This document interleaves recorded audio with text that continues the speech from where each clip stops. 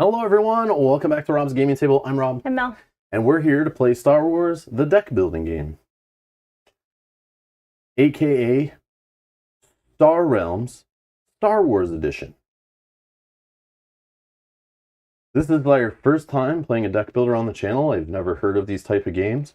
There's not 4,000 of them and I've played 800 of them. This is a brand new type of game you all never heard of.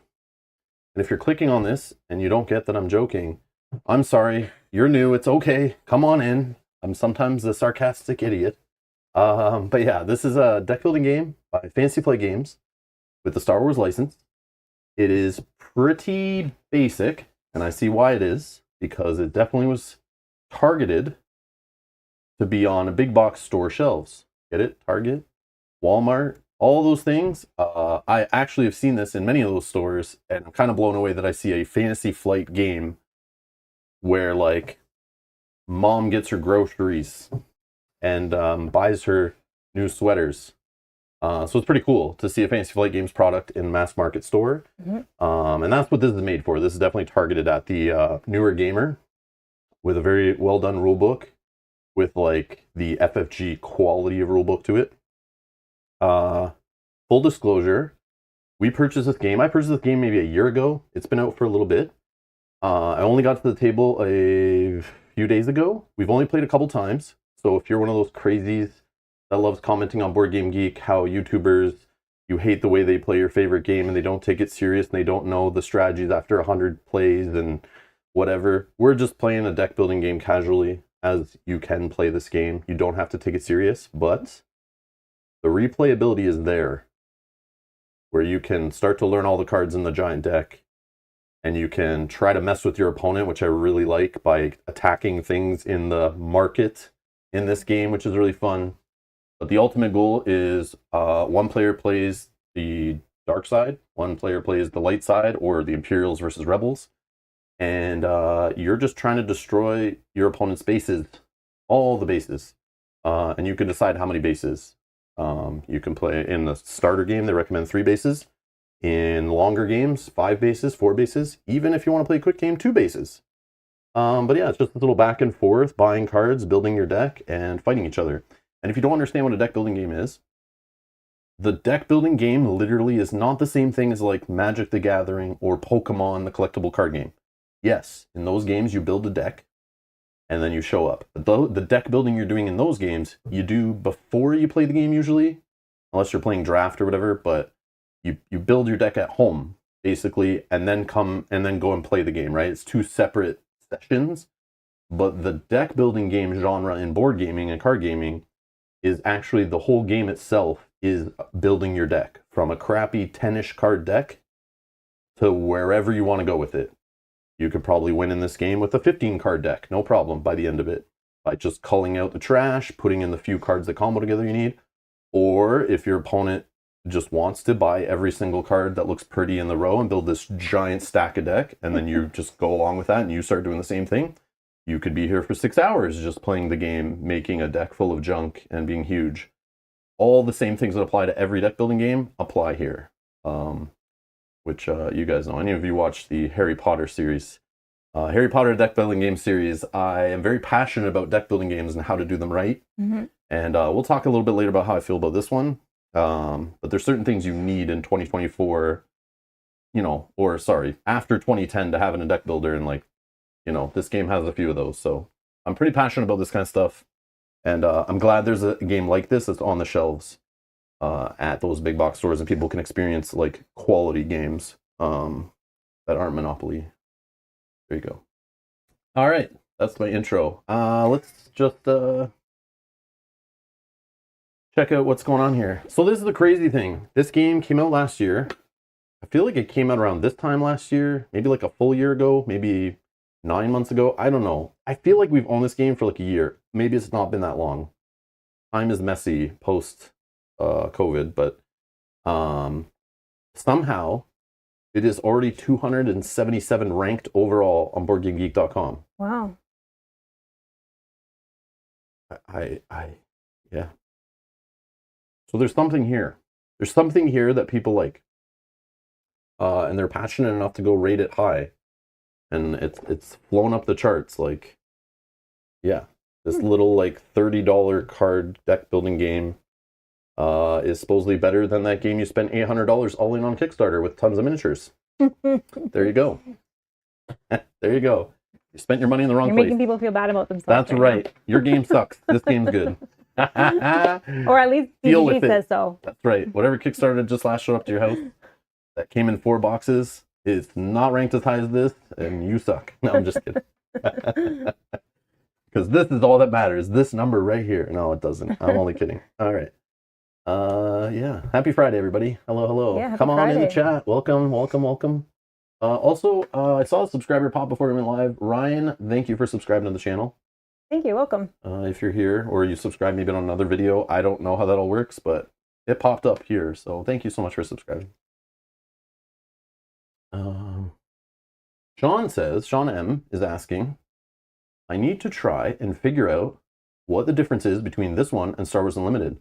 Are they both FFG? You're in the right place, Sean. Park it. Park it right here. If you've seen any of the Star Wars Unlimited videos I've been making over the last couple of weeks, you probably have a good idea what that game's all about.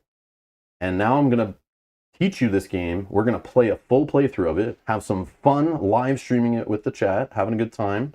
Hopefully one of us doesn't end up on the couch from nasty moves in the game, which sometimes we love to do, playing competitive games on the channel. We have been playing more competitive games lately, I feel, they're my right? favorite. Like, I feel like there was a long time we didn't play competitive games, and then now they're back. See, the problem with competitive versus co-op for me is competitive, I can always play against an adaptable human. Yeah. Or if I'm done with you, I throw you away and find another human to play it with me, right? It's ever evolving. Yes, you're right. Okay? You're right. But when I buy a competitive card game, for example, let's say, I don't know, Marvel Champions, let's say. The pack of cards I'm going to play against, the scenario I choose, it had some love put into it. It had some people put some work into it, but they put what's in there, and then it's kind of just stuck the way it is. And you can solve it. And to replace it, you got to buy something else later. But yeah, playing against what's in that deck is going to kind of stay the same and get stale. But it could get stale against playing the same person over and over again in a game. But I just find it that the person will learn what you're doing to them and could change their play and react to it. But playing against a co-op scenario is kind of like, once you figure out the quirks and can beat it, it doesn't get smarter and change the words on its cards to like mess with you. So I'll always love competitive over co-op, always, for that reason. Same reason why I love playing multiplayer video games ever since it was an easy thing to do back like, well, I guess I was doing it on the Nintendo and the Super Nintendo and the N64, having people come over in tournaments and all that stuff. I was doing that way before. And now I do it in my tabletop gaming. Just has evolved. Yeah. I don't like the solo playthrough stuff. I don't like the solo campaigns. Just give me the multiplayer. Let's go at it. Let's see who is better. But yeah, so that's what we're doing today. It's competitive. I can kind of talk at the end, Sean, if you're still here, or if anyone... I'm sure you'll understand what's going on here, and I kind of hit on it already. So I guess comparing it to Star Wars Unlimited. Star Wars Unlimited, you build it, you buy cards, you build a deck before playing the game. And that is, some people will think is... Some people arguably will say that's 50-50 deck building and playing are part of that experience, right? Yeah. Obviously, if you just net deck and like get to playing like I do, or you buy a starter deck and play with your friends, you're not deck building in that game. It's all gameplay for you. Yep. So you can treat it like this. But this game here is deck building. Putting a deck together is part of the actual session of playing. It's all in one. So if that's the highest level I can kind of describe both of them to make it clear. It is weird we're playing them in like the same week, but the kind of the truth of it is, as you guys know, anyone who's been around for a few years, to rearrange my studio to film across the table, it takes a bit of effort to set all that up. And when I do that, I usually have some competitive games kind of in the backlog to play. So I've really been loving Star Wars Unlimited lately, and I have the stream set up for that, and I still want to play more. But I thought, oh, let's play Star Wars Deckbuilding Game. We also have that to play. Let's play it. It just like worked out. So it wasn't because we're playing Star Wars Unlimited also at the same time. It has nothing to do with it. It's just that it was one of the competitive games I've been itching to play on the stream for a while, and here we are. It's funny actually because Sean in the chat says, I thought this was Star Wars Unlimited. That's okay. Robin Melt and Star Wars IP, how can we lose? Okay, so Sean Flores. Sean just clicks. So I know this issue, right? I grew up, I have a reading comprehension issue. I understand completely. You see the purple box, you see the word Star Wars. You've obviously been obsessed collecting cards and opening packs. The crack is all affecting your brain, you know, the crack in packs crack, you know. Cardboard crack, sorry, is what they call it. So I understand. You're a little hungover from maybe sniffing too many packs, you know. And it is Friday night as well. It's Friday night. Everything that's Star Wars is Star Wars Unlimited. It's all you're seeing now. I understand, you know. That addiction, like a withdrawal or something, or flashbacks or whatever they call that.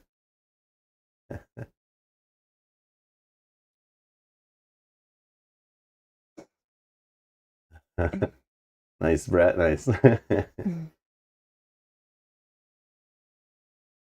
Velko says, I could rank my favorite Star Wars games, but I won't. Like someone asking who's your favorite child. Nice. Well, that's why I only have one child, and then you don't have to worry about that.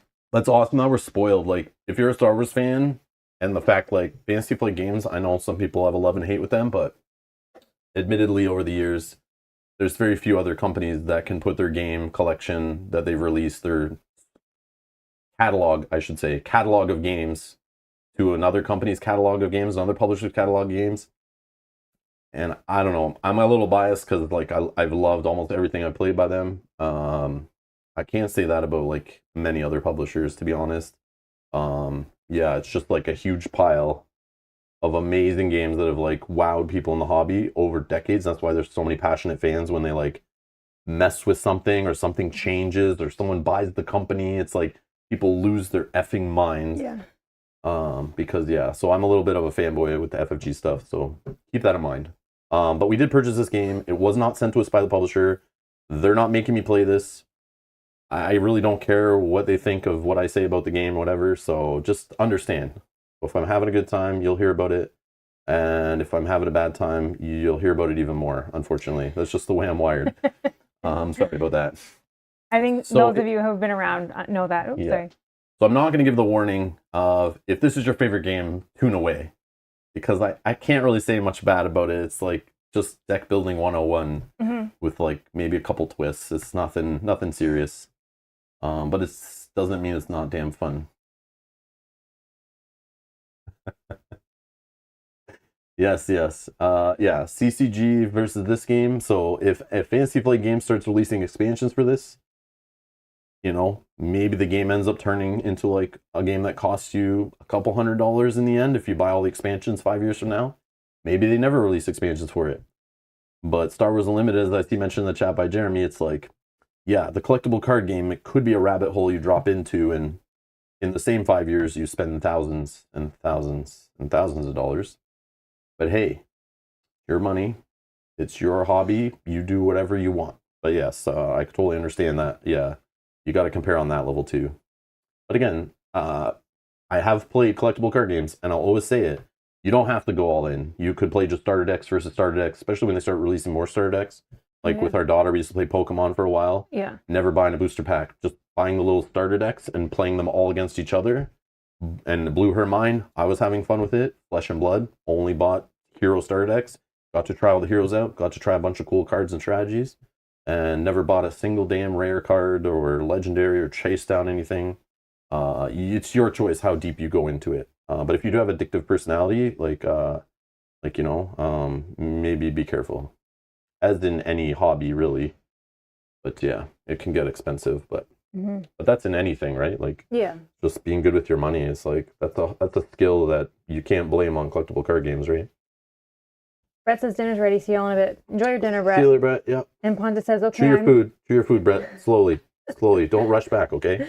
Safely. Ponta says, okay, I'm here. It's okay to start. Oh, okay, about time. All right. We're waiting for you. I was trying to kill time. I'm talking about deck builders and collectible card games. Like, Pontus, the stuff I do for you. Oh, man. Okay. So, it's a deck building game, right? We're playing Star Wars, the deck building game. Okay. Nice little rule book. It's the usual FFG clean graphics, organized, clarifications, variants, frequently asked questions right in the damn book. Oh, an ad for another cool game. Yeah, man, they make so many awesome Star Wars games. It's crazy. Or they have. Were they not coming out with an expansion for that one? We did. We streamed it already. We played it. Oh, we did. Okay. Yeah. So many games I've forgotten. Yeah. I know. You just made a whole bunch of people mad that are watching this channel. Like, you don't what? remember? This is my favorite game I played every day for the last 5 years. Oh, God. And you don't even remember the expansion you played? No, I forgot. It's like, we play too much. I want to play a bunch of things. I like dabbling. But yeah. All right. So, the deck builder. If you're a deck builder, you have to have a giant deck of a ton of unique cards. This game has that. There are some duplicates, definitely some duplicates, which is good because when you're building a deck in a collectible card game or living card game or any game where you build a deck and then show up to play, you're going to want consistency and you might want duplicates in your deck. But yeah, here, you can pile shovel this big monster and I'll just explain stuff. So we're going to have a market row once that giant deck is shuffled 30 minutes from now. We're going to lay out 6 cards from it. And we're going to be buying cards through our deck. We start with a 10-card starter deck. Each of us pretty much have a deck mirrored of each other. Just I'm playing Imperial. Mel's playing the Rebels. And we need this deck to be better. This deck will take you literally hours to win the game because it really doesn't do much damage. It just doesn't do great things for the 5 cards you're going to draw every round. So in the market, we're going to take turns as we play, generating resources from cards we play. And that's this symbol here. That's generating a resource. Okay. And you'll take those resources and you'll use those to buy cards by spending the cost in the top left corner. This is obviously a starter deck card. So it's not going to have a cost because you don't buy these cards. They just start in your deck. And there are ways to get them out of your deck as you play to then make sure you clump together your better cards and start having more efficient turns. So it's one of those games, has the whole overarching, like, you start crappy, just like I love in our campaign games, our story games, our leveling up games, where we have a character that sucks, and eventually by the end, you should have a powerful deck, having amazing turns, blowing things up. It should be a good time. But at the start, your deck sucks, and it's not fun at all. But you're just going to gain money, or you have a couple cards that have attack, which, just like in other deck building games, there's multiple currencies, and some of those currencies will do different things, but buying is one of them, and usually attacking is another. And that's what this has. There's also, so there's attack, there's resources, there's also force. And that's this cool bar on the side here. Okay, the force starts with the rebellion. And if it's all the way on the rebellion or all the way on the empire side here, you gain a resource at the start of your turn if the cube, this little white cube, is in your side. If it's in the middle here, that's neutral. The force is with nobody. But if it's anywhere in these 3 spots on one side, the force is with that player that is closest to. Okay, so that's another thing you can generate is the resource in the game called force. So if I play a card that generates 2 force, that would bring it 2 spaces towards me. And there are cards in the game that benefit from the force being with you or not with you or whatever. And again, if I get it all the way to my side, at the start of my next turn, if it's still there, I would gain an extra resource at the start of my turn. Cool. Just like in every other deck building game that could get clogged up in the market, there is always a card that costs like 2-ish that will generate you a little more resources than the starter cards. So that way, if you get clogged up with larger cards in the game, there's still something for you to buy. And something that generates money in your deck to help you buy some of those bigger cards to get the game flowing again. Sometimes it can get clogged up based on randomness from the deck, right? And exile is the remove from game. That's how you get things out of your deck, is you exile them in this game. That's the trashing mechanic, as some other games call it. And this is the symbol for force right here. So this guy, there's a whole deck of these. They're there for you just to buy when you get kind of clogged up. They're not great, but they're great to get going if you need to get going. But they're not something you should be in your deck, I don't think, at the end of the game, because there's cards that do what this does way better in the deck, or what you're trying to do. Okay? So that's just what's there. And that stays like in the market row. The market row is going to be in the middle. Oh yeah, thank you. Nice.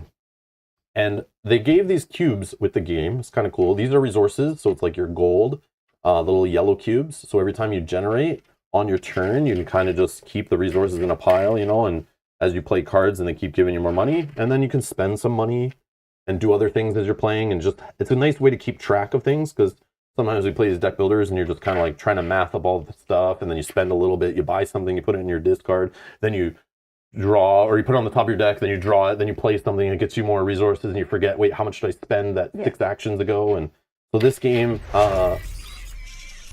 Greg, I'm trying to teach the game, Greg. Interrupted. Hi, how's it Just going? kidding. Greg, thank you for 24 months. supporting for 24 months. Finally. Thank you. Finally have a free night to catch a live stream again. You all are awesome. You're awesome. No, you're awesome. Thank you. Oh. Glad you're here. Glad you have a free night. Happy Friday. Hey, Greg. So yeah. So we have resource cubes, but we also have damage cubes. Damage cubes are used to track damage that goes from turn to turn. And I'll explain more about how that attacking and damaging and all that. But that's like the basics of it. But again, like I said at the beginning of the stream-ish, the goal of the game is to destroy your opponent's bases and collect a certain amount. And the default starter game is 3 bases. How many bases to win? 3. We're not going to do the 5 game. I'm going to put a poll in the chat. The poll in the chat's for you guys to decide. The starter game just tells you to play until one player has 3 bases destroyed, then the other player will win. Okay? But the default game should be 4 bases. They say they recommend when you played your first few games. Mel and I have played twice, so we're not pros. Please don't come in here looking for the best strategies. We're going to use what we've been influenced over the last decade plus playing deck building games on stream, off stream, whatever, and we'll probably apply that to this game, whether it should be or not. So the default game is 4 bases. That just makes it a longer game. You can go all the way up to 5 bases. We're only going to play with the recommended 5 bases that they tell you to play with in the learning game. So there is 10 bases in the game to make it replayable, that you can secretly build your deck of 5 at the start of the game and stuff. And each base has an ability. So this one is obviously your starting base, but you can have a base that has a different health and a completely different ability, which is cool. And there's 10 to choose, but we're just going to play with only the 5 that they recommend to start with. So we're not playing with a full deck. Okay, so just so you know, so I'll let you guys decide. Do you want the stream to be a little longer? Do you want it to be shorter? They're all long. Just FYI, it's going to be long. It's the true answer no matter what, but you can make it a bit shorter. So we could just play to 3 bases or 4 bases. I don't want to do 5 bases. It'll be really long. Yeah. So yeah, Mel has her stack here. So Sorry. Let's set up the market row, and we'll kind of talk about what happens on a turn. And we can talk about cards. So I'm going to set up 6 cards off the deck here. Yeah, if you need to... I just need to slide this way. Yeah, you can just slide a bit and we can block, but we'll be blocking the light and making shadows everywhere. Yeah, there's lots of glare on these sleeves in this setup, which is annoying. Probably could have that way more, but... No, you're fine. Yeah, we'll make it work. So Boba Fett should be facing me.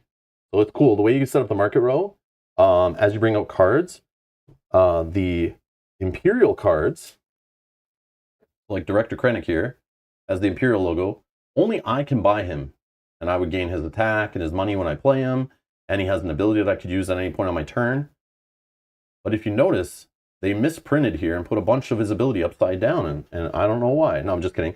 They did that because Mel can't buy this card. She can't put it in her deck. She can't play it. None of that stuff. It just sits there staring at me saying, buy me, Rob, buy me. And I can choose when I want to buy it. But the cool part is Mel sitting across the table, she sees this. She could attack this. When she does it, it's called sabotage. Sabotaging cards in the market row. When I do it, it's called Bounty hunting? Bounty hunting.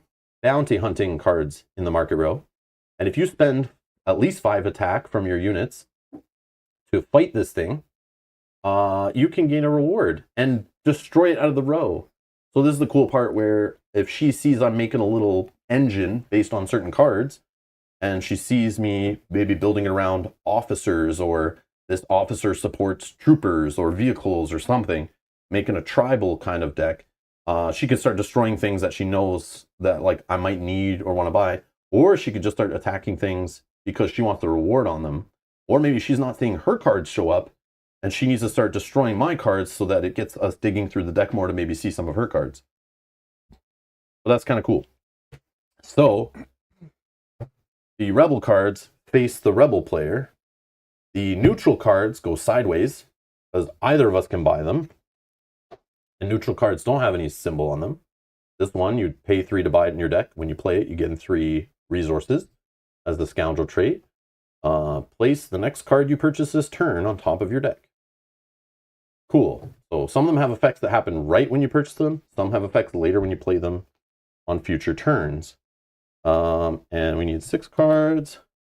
Okay, perfect. I was going to say, hopefully we see all the types. This is a capital ship. It's sideways. This one costs 6. Only Mel can buy it. When she plays it, it stays in play. And it would stay in play, protecting her base with 6 health buffer.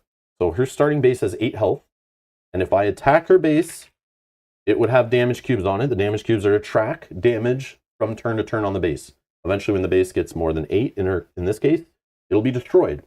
At the start of her next turn, she will then choose a new base from her little deck of cards and decide what she wants to play on that base. And that base could have an ability on it that happens then, or an ongoing constant ability.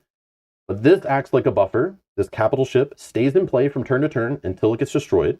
So if I were to attack her base with the ship in play, all the damage would actually pile up on here until it equals or higher than its health, and the rest of the damage spills over. So if I did an attack right now for like 5, 1 more would go here, destroy this base, and 4 would spill onto that base. Okay, and that's how it works. And she can keep playing ships and they stay in play. Some of them will generate you attack you can spend once each turn. Some of them generate you money you gain at the start of your turn.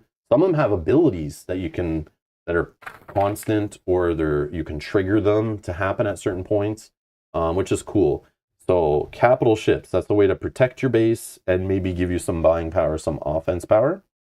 And if you notice, there is no way to attack them.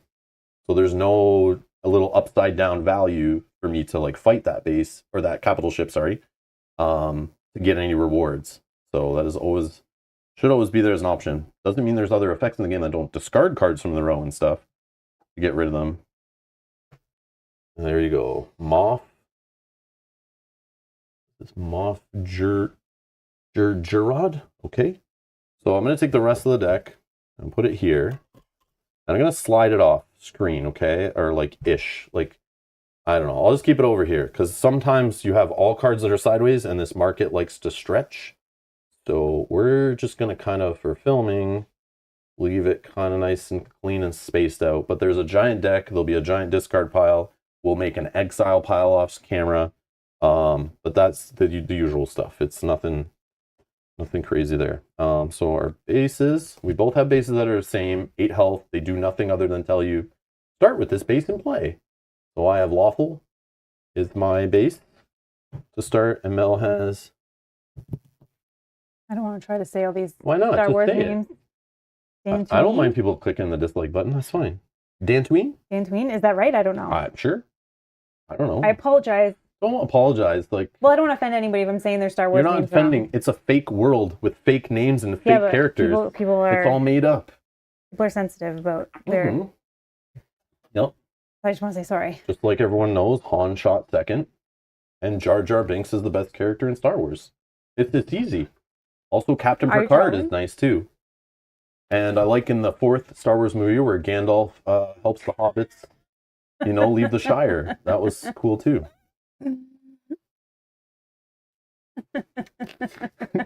Yeah, see, you probably actually offended them more by saying it's a fake world than me pronouncing a name wrong. Oh, that's funny. Lothal. Lawful? Lawful? Oh, okay. Oh, Pontus is from there, actually. Pontus knows. It's pronounced Lothal. Thank you, Pontus. I forgot we had a local watching. Did I say mine right? Oh, no. And we just lost 20 viewers. Oh, jeepers. Oh, I did. Okay, Mel says hers right and Rob said his wrong. Okay, good. I was nervous. Maybe I should start studying the other ones.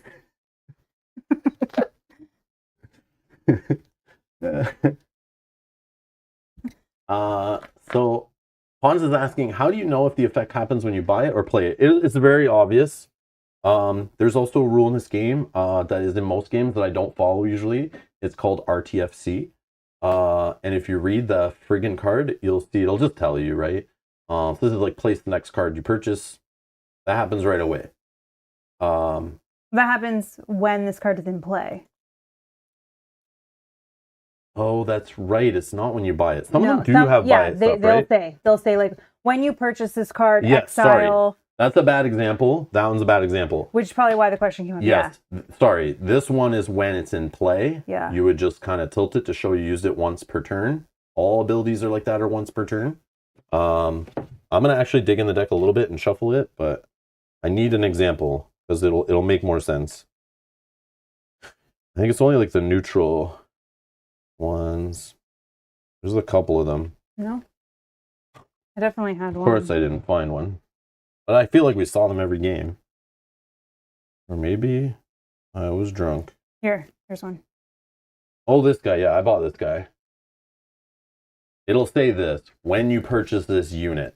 That's how it's so clear. Everything else is an optional ability you can use on your turn. Which I'll get into the phases and the actions and stuff.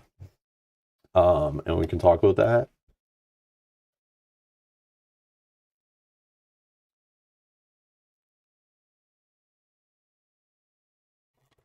Okay.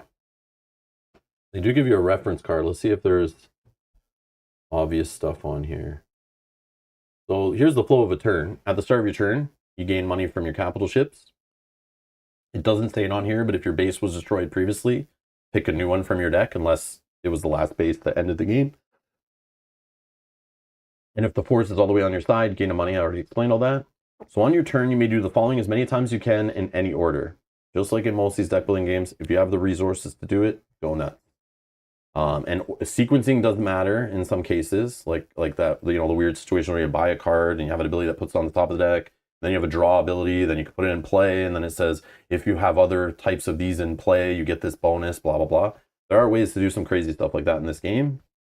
So yeah, order does matter. So you can play a card from your hand, you can use resources, little yellow cubes, to purchase cards from the Galaxy Row. Cards in this game are immediately replaced. Some games you just buy and it sits there and you refill it at the end of the turn. In this game, it refills instantly, so that something might appear in the row that you now can fight or buy or whatever. You can use an ability on a card in play, okay, and that you just kind of tilt the card and say you're using it. You can commit units with attack to bounty hunt, sabotage a target in the Galaxy Row. So you basically take units and you assign them as like a separate step. So if you needed their attack together, you'd put them together, and that's assigning them. And then an attack, spending it is separate. So it's not like some games where you just keep playing the attack value and you save up a bank of attack points and then spend them wherever. You have to dedicate actual units. So you might have more attack on the units than is needed to fight the thing you're fighting, and all the rest of that is lost. Not in the case of the base, unless the base has only a few points left and you dedicate more than you need to it, the rest is lost after that. But obviously if you're fighting the base and capital ships are in the way, it kind of acts as a buffer there. But yeah, so you just kind of when you're assigning, you kind of put the things near where you're going to attack. You're supposed to. We might play a little more loose. We'll try to do that. But yeah, they have that in there to kind of keep your board clean and organized, so you don't get confused what you've used for what. And again, if you use I could dedicate Boba Fett here, fight this card, and then later in the turn after doing other actions, I could then use Boba's ability, fire that off. I don't know if he has one he can use, but whatever, just to show I've used it. And the same with capital ships. Capital ships cannot be part of bounty hunting and sabotage, but capital ships attack can be used, they can be assigned and attack across the board to a base only. So that's a thing. You could commit, see it says even here, commit units to bounty hunting and sabotage, but committing units and capital ships with attack to attack the enemy base, and then resolving an attack separate. So it's kind of weird. We don't play it exactly that way. Like, we might just, I'll put this card here, attack this, done. I'll put these here, attack that, done. But like literally, you could build up put a guy here. He's assigned. Then like buy this guy, draw this guy, play this guy, assign him, assign a guy there, assign 3 things to the base, and then go. I'm going to attack that first, and then this, and then that, and you could do it all like that. But I don't know. We're not that pro to be building those kind of crazy turns and combos. We're just going to kind of play it loose. But yeah, you can do it by the book if you want. Well, I think, isn't that an action? Like resolve an attack, so technically you can do it whenever you want. I know. So yeah, we can't. But they have it there, so like it can be clean and separated. And you just because you commit units doesn't mean you have to do that attack yet. Right. If you like can set up something else first. I don't know if there's cards or bases that matters that order. They might be building it so structured for future expansions that get a little more nutty. Yeah. Who knows? But it's there. At the end of your turn, discard all your resources, units, and your hand. So this is not one where you can carry things forward. Then draw a new hand of 5 cards, and do not discard your capital ships. Like I said, they stay in play. They keep damage counters on them, as you'll see. And anything I don't explain here, I'll try to explain as we play. But of course, the best explanation I can do is just we play the full game. You see how it works. Ask questions in the chat. Yeah, we'll figure it out. So let's find out how many bases we're playing to. Oh, yeah. Thank you, everyone that voted. I couldn't decide. I don't know. If I asked Mel, she'd say 2 because she wants it to be short. And, no, I would not. But then if based on our game we played like yesterday or the day before or whatever, where I killed your 3rd base and you're like, oh, that's it? You know what? I always forget. And you wanted another base because you might have been able to come back, actually. I think the next turn I had a very good turn. But I was like, no, honey, we were playing only the 3 bases. I always forget because I have all these bases like right in front of me. Yeah. So in my brain, I'm always thinking, you need to get through all these bases. Nope. You can play that. Again, you can do that. That is in the rules to say if you want to play a longer full game. Yeah. Again, you could play once you know what you're doing. You could start at the start of the game and build a secret deck out of your 10 cards, pick 4 of them to put underneath your starting base. And then as you play, you get to pick from here. But if you're playing 5 bases, order still does matter. Mm-hmm. But we're only going to play to 4. So there's 1 base you will not play in the game at least. Unless you're having, you're doing good and your base is not getting destroyed. I think this is my pile I need. Yeah, these look familiar. Yes. Okay, so we're just playing with the starter recommended bases without making choice. The making choice is considered part of the full game and or a variant and stuff and the length. So, did it show? Oh, it didn't. Not yet. Why? But I saw it. Why does it do that, man? YouTube's taking forever to tell me the results. I saw that the results were 4. Oh, it's 4? When you Okay. clicked it. It might still just take a minute. Like maybe it's tallying some. I don't know. Probably throwing out like Pontus's vote or something. It's like, he didn't fill in the box fully. It's kind of illegible. It broke the machine. It broke the vote counting machine.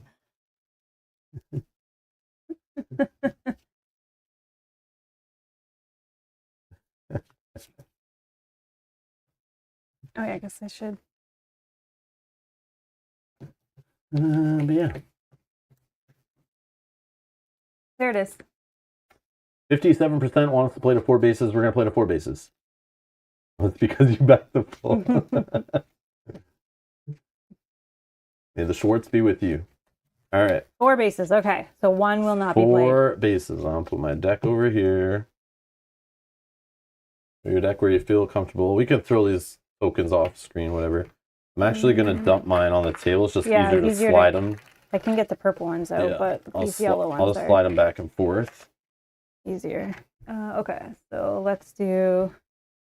And then we shuffle up our deck. Deck here. Now, always, the Rebels start with the Force completely on their side, but the Imperial player always gets to go first.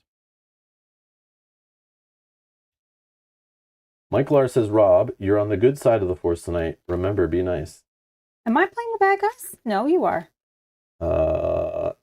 That's subjective. Oh. I'm actually playing the good guys.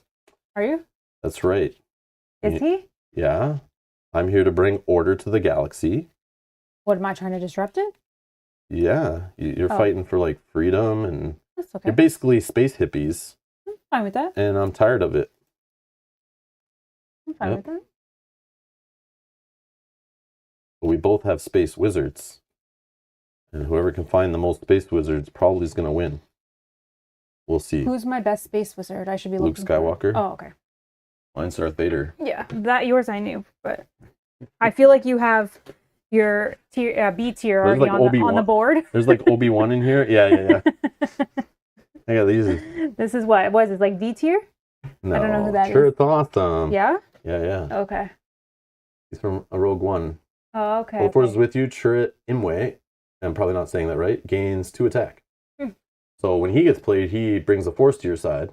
Oh, okay, that's good. Which should help, but if it's all the way to my side, it won't get it there, and then he won't gain this ability. So he's not amazing, but like if you're playing a strategy where you need the Force to be on your side based on a bunch of other cards, he's great for that build, obviously. We got Boba Fett. Boba Fett defeats a target in the galaxy row. Draw a card. He's no good to me dead. But if you kill him, he leaves the game, kind of. He'll go to the discard pile. If the deck does run out, you do shuffle the discard pile and bring it back. So there are ways to get things out of the discard pile. There's also ways to that you might see these characters come back to if the game goes long enough. We already looked at that. We didn't look at this one. Officer, look at the top card of the Galaxy deck. If the Force is with you, you may swap that card with a card from the Galaxy row. This is definitely if you're going the Force build with the Imperials, which, again, I don't see many cards that do that that I can remember. But again, only played a couple times. I haven't seen all the cards in the game, so we'll see. So our decks are shuffled. Draw 5 cards. Yeah, sorry, I did. Michael also says, nobody good carries around another person in a backpack. Is he talking about Mandalorian? Yeah, or like, I think, what, Yoda with Luke, right? I don't know. Either way, it's funny. I don't know. Michael are like, yeah, let us know. I think that's what you're talking about, but again, I'm not super familiar with everything Star Wars. Yeah, I try to get Mel to rewatch the movies because like we're playing Star Wars Unlimited and I want to get back into the IP, and like show her where these characters come from. And she's like, I'm good. I'm good. I've seen them once, right? I think so. But, maybe not all of them. But you'll just fall asleep if I put them on, so it's like, I don't know. Yeah. I mean, if you want quiet time, I guess, then yeah, just put them on and go to sleep. Whatever.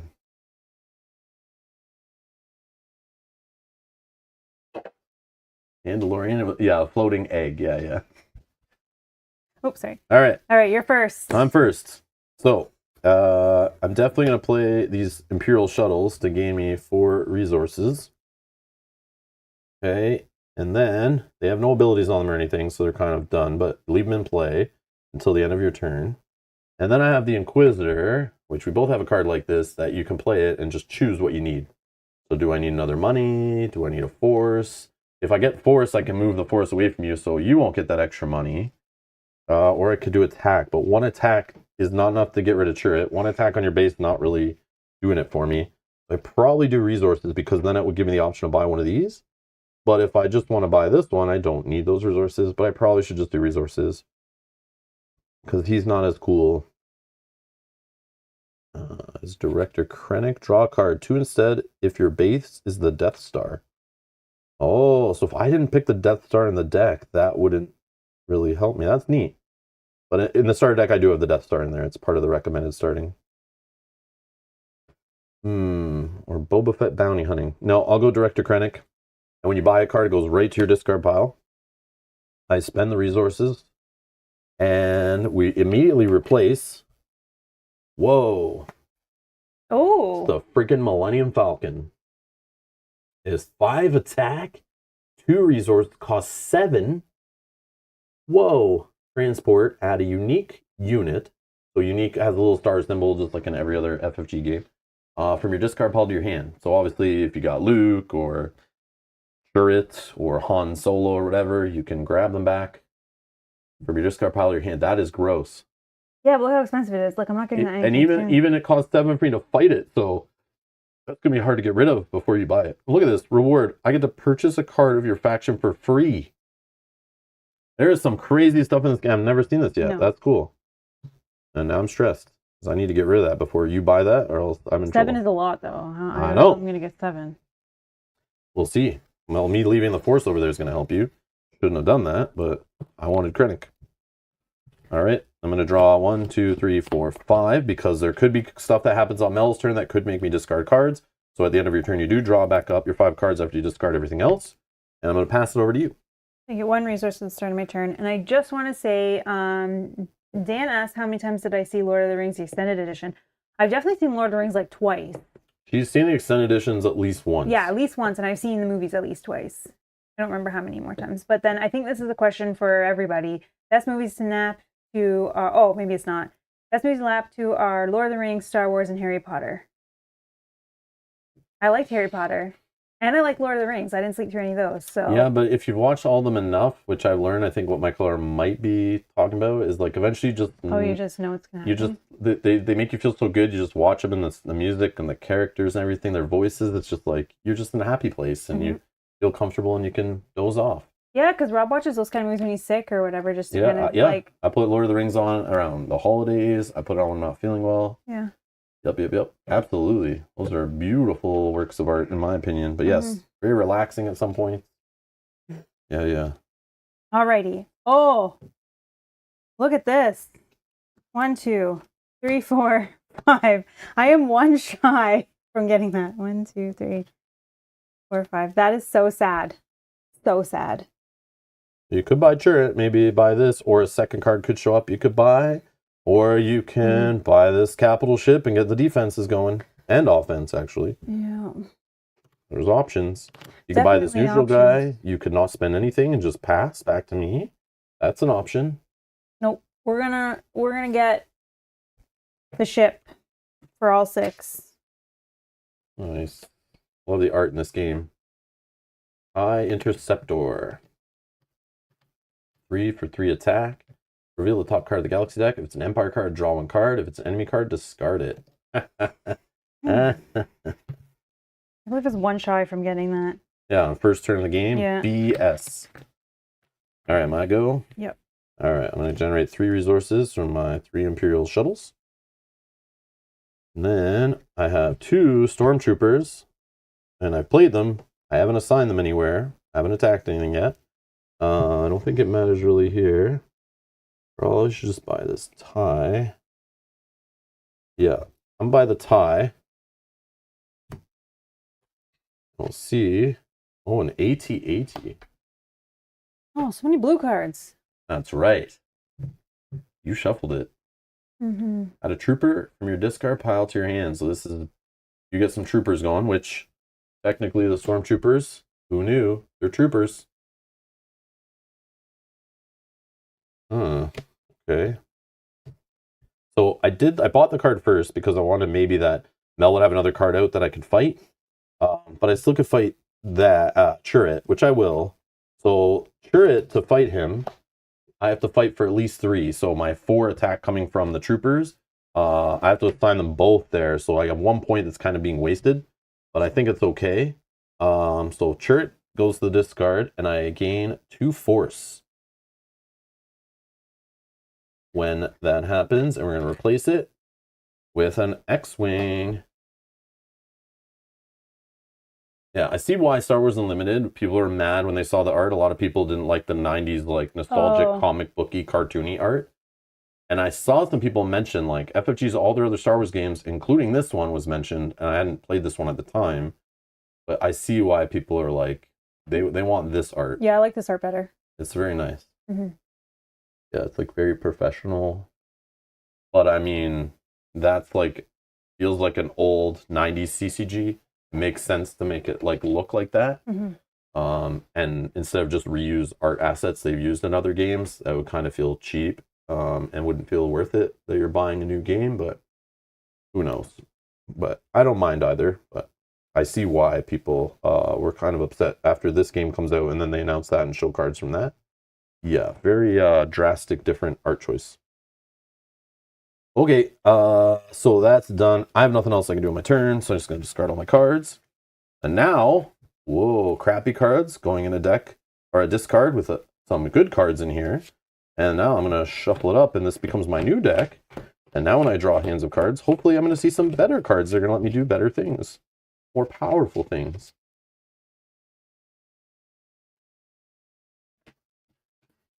Are they super troopers?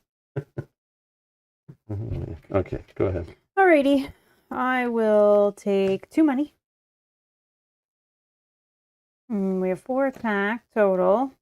And then this one, I think I'm just going to use this one for money. I'm going to spend 3 to purchase this X-Wing. Oh, what goes good with an X-Wing? Maybe a Y-Wing? I don't have any more money. Exile this unit to deal 2 damage to your opponent's base or a capital ship they have in play. That's cool. Yeah. Only 1 cost card. I didn't know those were in the game. I don't think we've ever seen a 1 cost card. Yeah, I think the Jawas are. Oh, yeah, you're right. I remember the Jawas. You can try a different strategy than the way you normally play. I'm going to attack 4 to your base. Oh, no! And then I'm done. Okay. I would like a capital ship to show up, would be nice. Okay. So, I guess I'll just play my stuff here. So, Director Krennic will give me 2 money. I'll use his ability to draw a card. What? Wrong deck. Why did I just draw that off that deck? That's okay. Why did I do that? Was it a good one? No. So I was like, wait, I don't own this card. Why is this card in my hand? Wow. I'm drawing from this deck. Yeah, too many games. Okay. So I drew a card. I guess I'll just play these Imperial Shuttles to gain some money. The only reason I wouldn't just slam these out is if I had some kind of effect that let me exile something from my hand or discard pile. I might save one of these in hand to like exile. So their order does matter, but right now it doesn't really because I don't have any effects like that. And then I have this card that I could get the force, 1 resource, or 1 attack. If I get 1 more resource, I go up to 5. I could get Boba Fett. Does he work with what I haven't bought cards that don't really care. But I could get another resource by destroying this. I can get to 7 attack. 3. Yeah, he's got 3 still. I can still attack with him even though I've like tilted him to show his ability. I do have the 3 here and another 2 here. So that is 8. I could even have 9. I think I should do this one. Oh. Yeah, okay. But so I don't need the extra attack from this. So what I should do before playing this card to make a choice, I'm going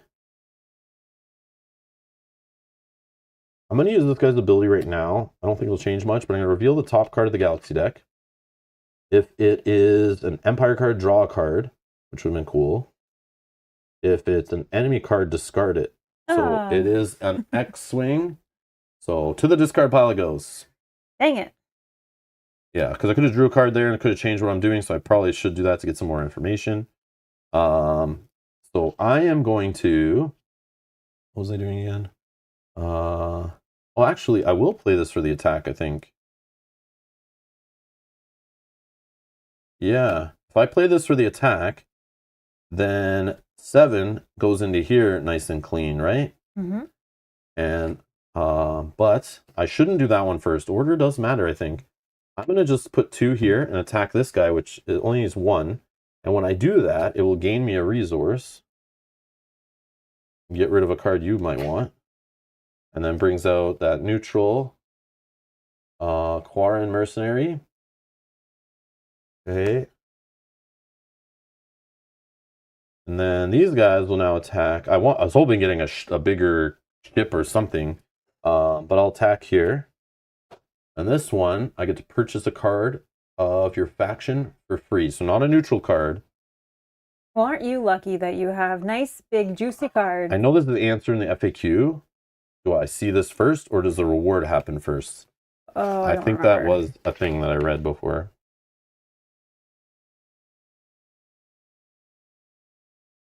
think it's replaced immediately, so I think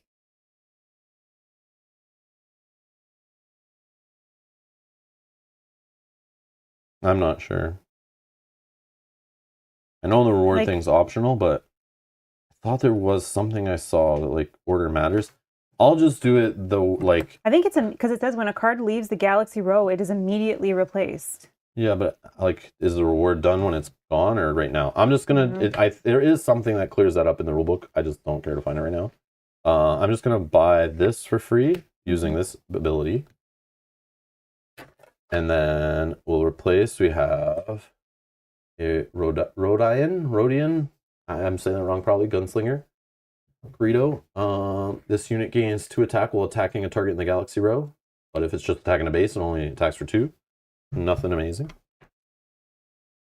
And then a neutral capital ship, the Sea Rock Cruiser. 3 money. Gets you 3 to buy it. Gets you 1 money at the start of your turn if it's there or when you play it. And it has an ability. You can discard a card from your hand or repair 3 damage from your base. They'll put these sideways. Yeah, that's cool. Okay. So I have 5 money after all that. I could grab Boba Fett. I don't know if he plays in what I'm doing, but he's got this 5 juicy attack on him. I also don't want you to fight him and get the 3 money and 2 force would suck. So I think I'll just grab, I want to grab a ship, but I think I'll just go Boba Fett for now. Makes sense. I don't know how I'm gonna. Oh no, it's a Duro do Spy. all those attacks. Your opponent Oh. must choose either they discard 1 card from their hand or you gain a force. Oh no. Okay. That's a rebel card. Okay, I think I'm good. I spent that money. And that is my turn. These will go here. That was a nice turn, I think. Yeah, you're getting lucky. Next turn will not be as good. 3 money. You're getting lucky with the enemies that you have or the cards you have and play like the big juicy. All right, I'm gonna do this now. If the force is with you, I get to draw a card. Mm. Another money. Okay.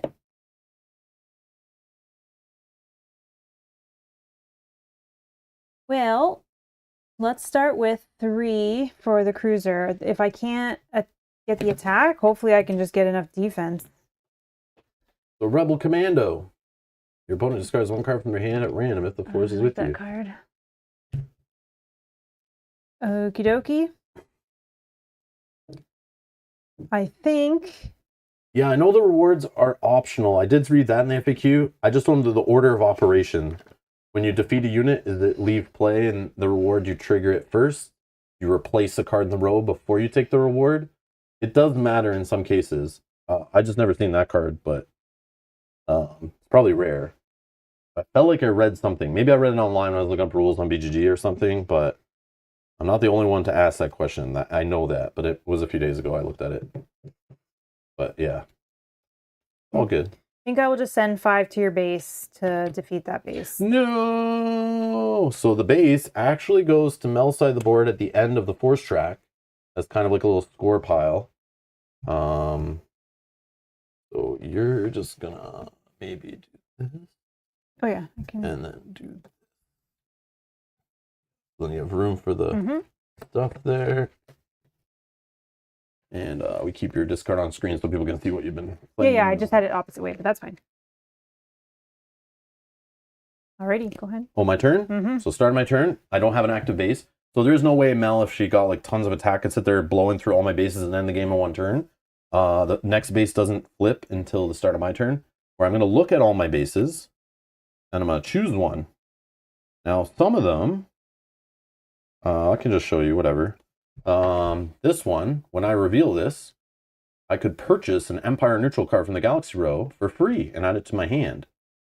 That's cool, but is now when I want to do that? So I love the way choosing this 100%. Anyone has played Game of Thrones, the living card game, CCG, first edition, second edition, I think they all had it. Plot cards. They're literally sideways. They literally, you pick them, they surprise your opponent. They have an ability that happens either right away. Like, it's obvious, like, the people who design this game, like, obviously are playing all their games all the time and thinking, like, what can we pull from our wheelhouse that has worked for other games in the past. Yeah. But I love this stuff. I love the secret little, and again, you could build your planet deck or plot deck at the beginning of the game if you want from the 10 cards and just pick when they flip. But I love how they all have abilities and different health to balance them. So like this one, I could spend 4 money to destroy a capital ship your opponent has in play.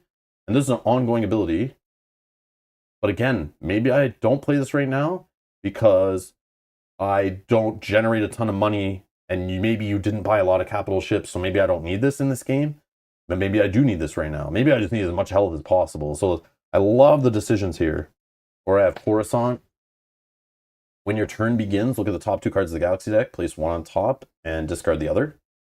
Nice big fat 16 health base.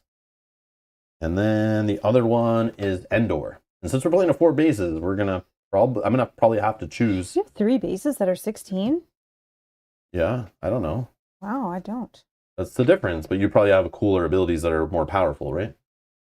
While Endor is your base, each of your trooper and vehicle units gains 1 attack.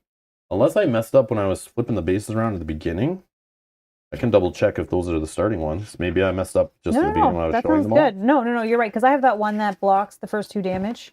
I have that base. Lawful, Corellia, Coruscant, Death Star, and Endor. Yeah, that's what I have. Yeah, make sure yours are good. Maybe I messed them up. I don't know. No, I'm sure it's fine. But again, you could pick, they're all balanced to each other because you could pick your own 5 or 4 or whatever. So back to my choice. I don't know if I have a lot of trooper or vehicle units that Endor matters. That's great.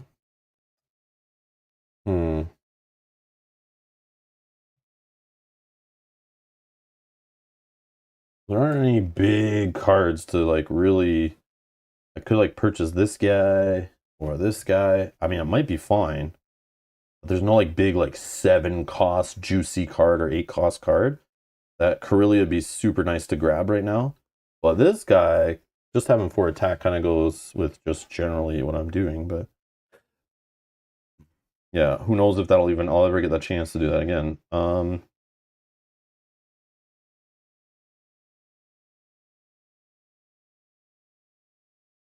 I know I have that guy that works with the Death Star drawing extra cards, but I think I'll wait a bit on that.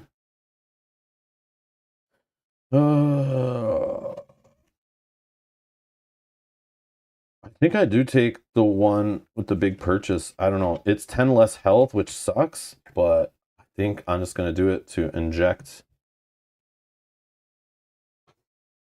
some cards into my deck. Even though it's only a 4 coster.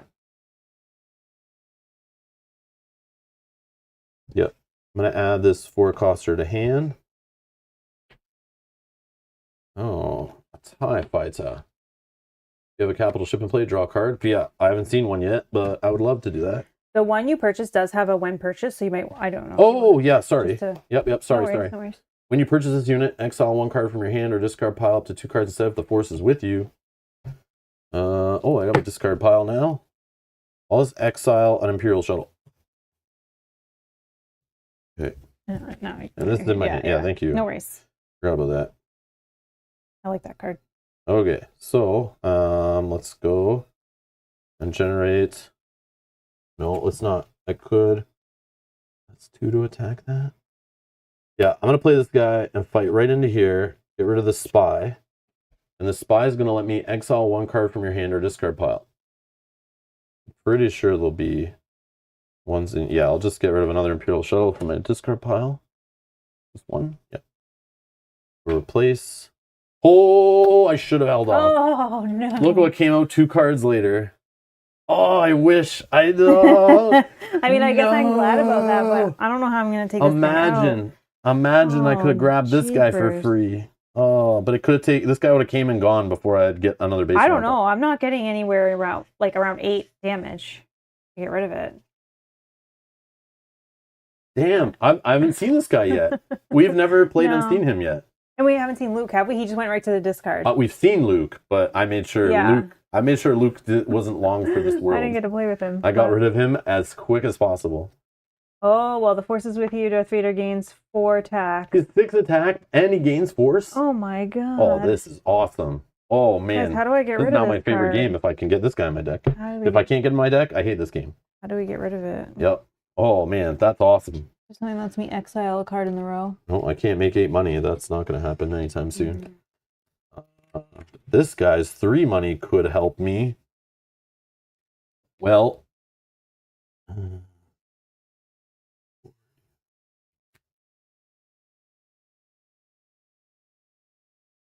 Hmm.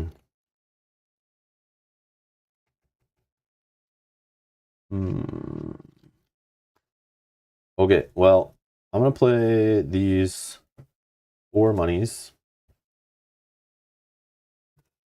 Could buy this guy just a cycle. I probably am going to do. We'll get a TIE fighter.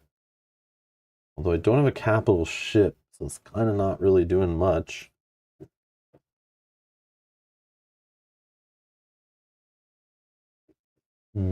Yeah, we'll take it. I'm probably buying too many cards. The HWK or the Hawk 290. Exile this unit. Repair 4 damage from your base. That's a...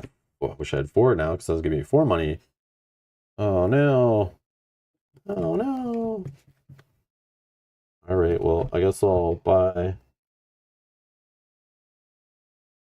I don't really like this guy that much. I'll never get this guy unless I don't start taking cards that gain me more money on a turn.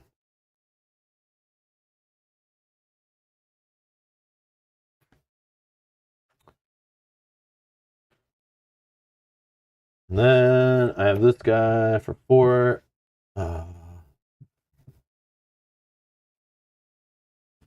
going to attack here in 2 force.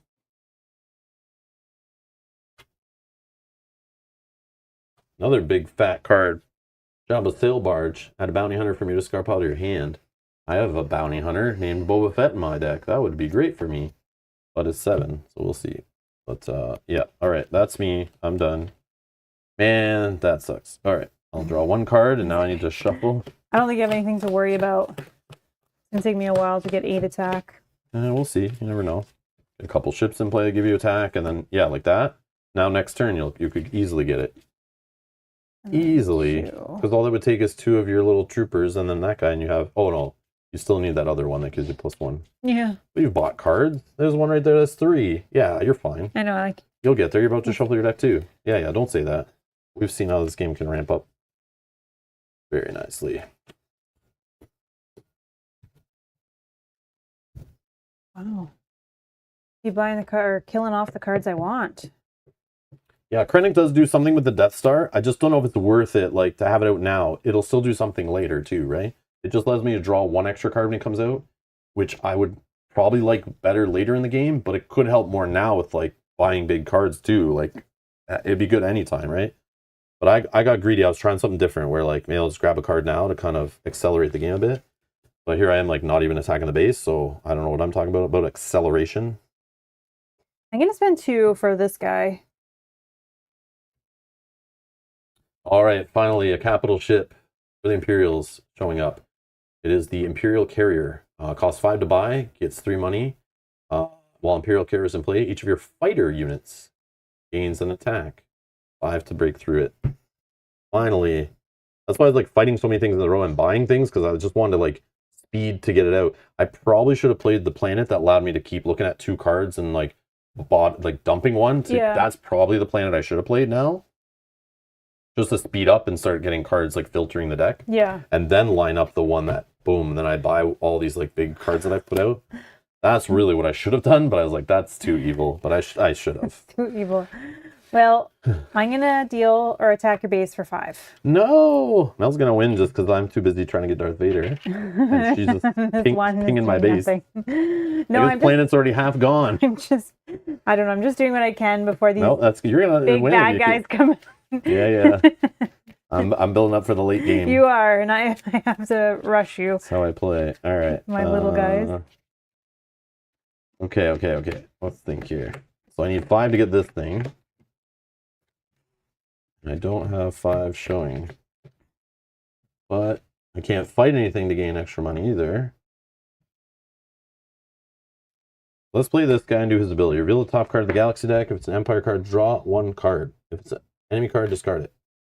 It's another Imperial Carrier, so I think it just stays there. And then I'll draw a card. It's a TIE Fighter. It says if I have a capital ship in play, draw a card. Well, it'll take a while for that to happen. Not today. Not the money I'm looking for. All right. So I guess 2 money doesn't do me anything. I don't get that guy. Maybe I do. I could make a 3rd money. Or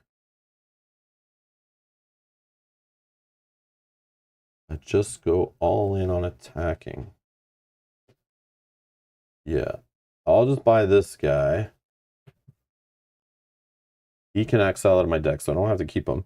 So 1, 2, 3, 4, 5, 6, 7, 10. 10. 10 damage to your base. So 6 blocks with this. Yep. And then 4 to the base. Okay.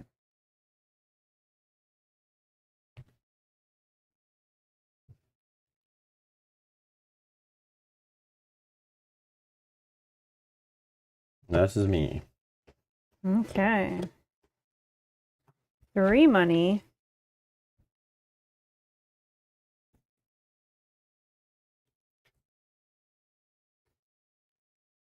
This one actually I'll also take a money. This rebel will attack your base for 2. And then I know another thing is coming out, but that's okay. I think I want this Yeah. one.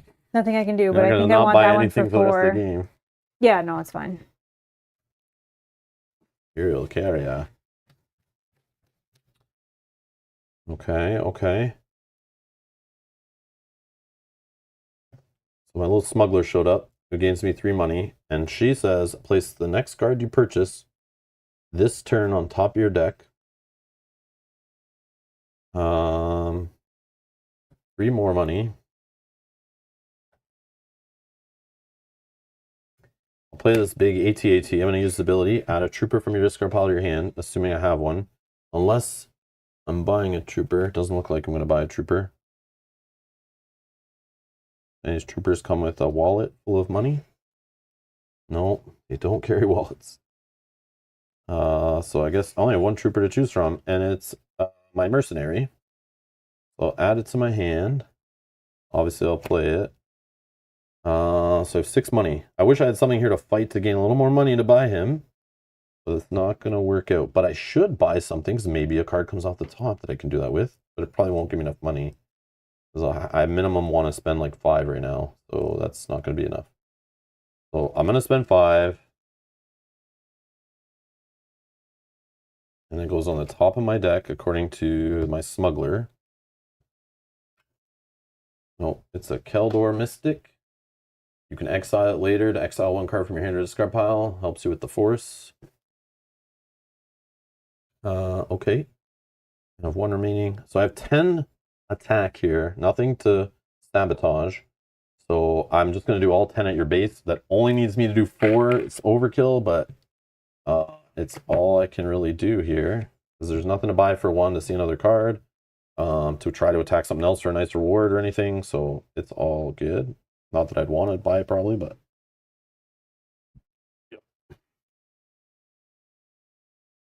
I will choose a base.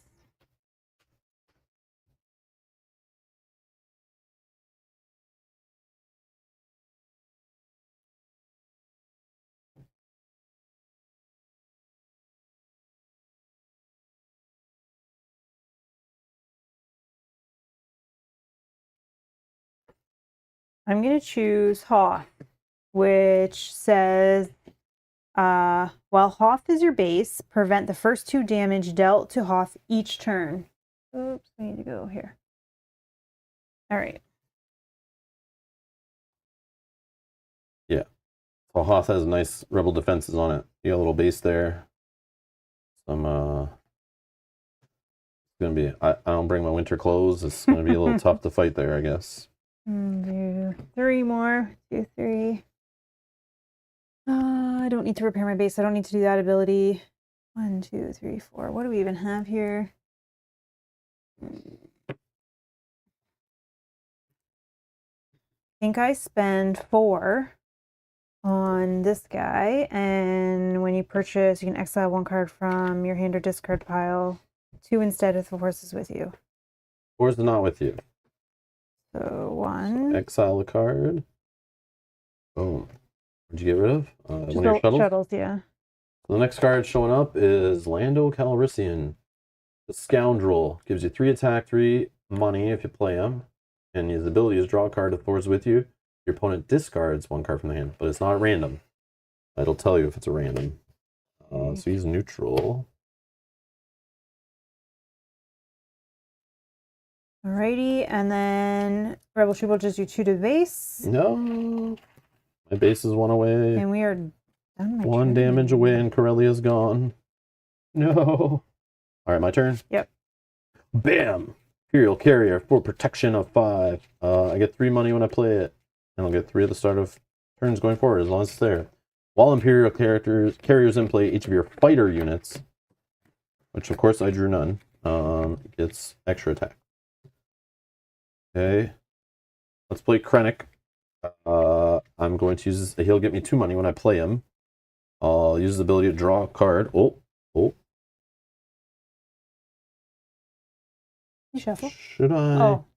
Should I I not see. do that and like buy something so it shuffles in first? Probably. This is all the money I have right now. There's nothing to fight. Yeah, I'm gonna actually spend the 5 to buy this other Imperial Carrier first. That'll go into my discard pile. Oh man, I'm getting the draws. Yeah. But these are also means you have options of things to attack to get rewards, which I'm annoyed that I'm not seeing your cards enough to get rewards to help me boost up my turns, right? So it's like, I don't know, it's a gift and a curse. So I bought that and went there. So now I'm going to use the ability to draw a card, which will shuffle this in, so I have a chance to get a better card, maybe.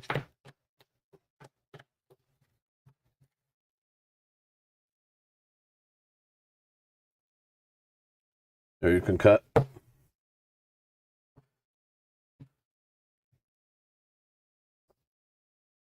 All right, it's an Imperial shuttle. Super amazing. Yes. Woo!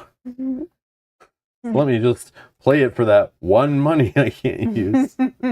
Damn it. All right. Oh, but I could draw a card with Boba Fett if I defeat a card in the row. Oh, there is no card in the row to defeat. I'll just play Boba Fett. I'll play these 2 stormtroopers. 8, 9, 10, 11, 12 at your base. Okay, so 3 gets blocked here. So there's 9 remaining. And then 2 get blocked here. So 7. 7 gets through. How much should I do to your base? 12? Yeah. 3 got blocked here, and then 2 got blocked here. Yep. Just, I'm just hoping you can do the math. I'm just saying trusting it you. I out don't know if you're loud. asking me. I'm just saying it out loud because I'm blocking the 2, so I want, Yeah. making sure that we. Gotcha. Alrighty.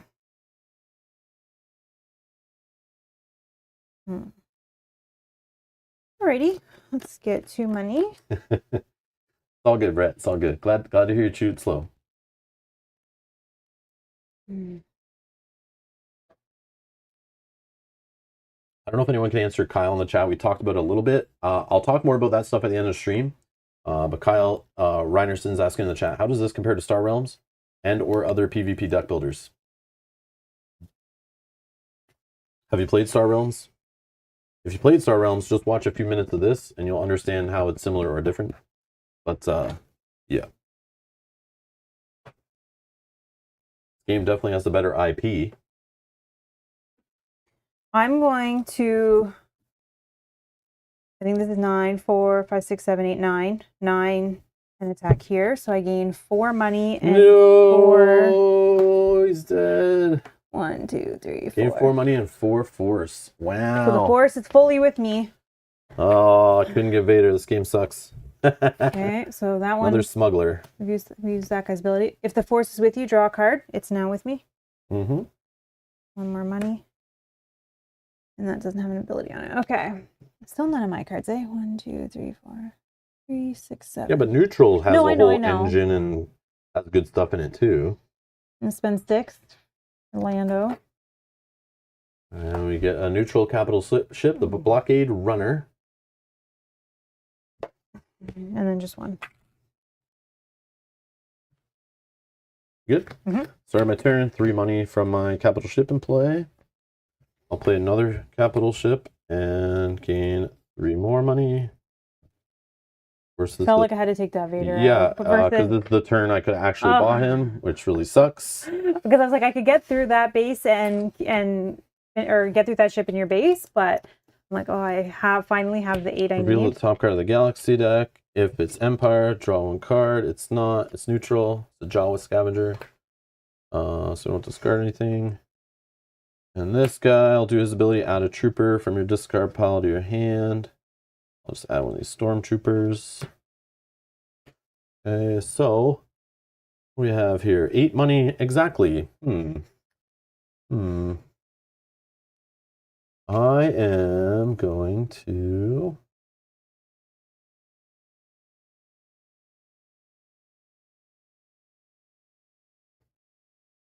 I'm gonna spend 4 and buy the ATST. Oh yeah, Jawa. I knew what was coming. I didn't even know why I was trying. And then I'm gonna spend 4. I want another capital ship, so I'll just buy this neutral capital ship. And then I give Val another capital ship option with my greed. Okay, so fighters have extra to attack. Do I even have any Oh, I have a fighter. So this fighter has 5 attack now.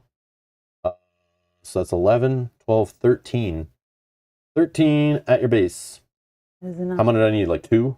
No, you needed 7. 7? Well, you needed 9 total because it would have blocked 2. Okay. Oh yeah, true. Yeah, I forgot about that. So 2 bases to 1 right now is the score. All that extra attack's lost. Leave a couple capital ships in play. Discard. It is now your turn. Don't forget your extra resource. Mel's officially gonna be on the couch tonight for killing Darth Vader, right? On the turn, I was gonna buy him. The first time we've ever seen him in play, I literally worked up the money and you snatched him from me. I'm officially pissed at Mel. No, you can't be because you have 100%. much bigger units than I do. You killed my leader. And if you got 1 more, I would just be done for. I can't keep up with like 8, 9 damage. So now I'm playing Sullust, if that's how I say it. While this is your base, place the first card you purchase each turn on top of your deck. Oh, that's nice. Yeah. The order of purchasing and stuff matters with draw effects that you have and stuff. That's cool. All right. We have 5 money. 2, 4, 5. Have anything lets me draw? Star Wars. 3 different factions. Attack or buy cards in the center row. Force. Oh, okay. Sorry. I see my colors comparing. I get it. Never mind. I was like, what are you telling me here? Never mind. Carry on. I will purchase for all 6 Mon Calamari Cruiser. Oop, and it's going to go on top of my deck. Uh-oh. Okay, and then a neutral. Oh, it's only 1. G95 Headhunter. If your opponent has a capital ship in play, draw a card. What? Well, I'll just spend 1, or I'll just use this for a resource, and I'll purchase this. So that's fine. There is a variant in the back of the book that talks about like if you get clogged up with neutral stuff, that you instead of spending money to buy the neutral card to get rid of it, you could add an additional variant rule to spend the money just to discard it to move it out to help declog the game, and that's right in the base rule book, which is nice. Because we know in some deck builder games that can happen, and we don't have to wait for an expansion to have those proper rules added to a game, which is nice. But yeah, we're not playing with that rule right now because it's like a later variant, but it's fine. So another TIE fighter. So that's why you're seeing this all clogged up. But like, I don't want to waste my money on any of that anyway yet. But you could play with that, especially if you're tired of seeing them or they're not part of your strategy. Could work. I'll just sack for 5 1 of your capital ships, both the same you choose. Yeah, Mel gets to decide where the damage goes when it's spread amongst multiple capital ships. And I did all the abilities. All right. So obviously she just puts it all in one and destroys it. All right, 3 money for this capital ship. Start of my turn.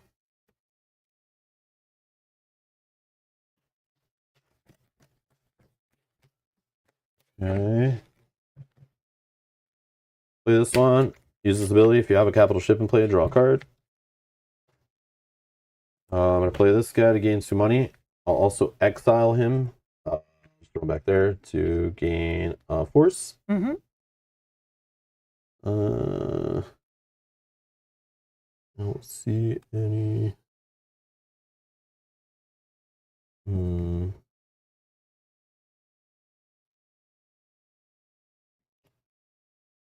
money. That's 6.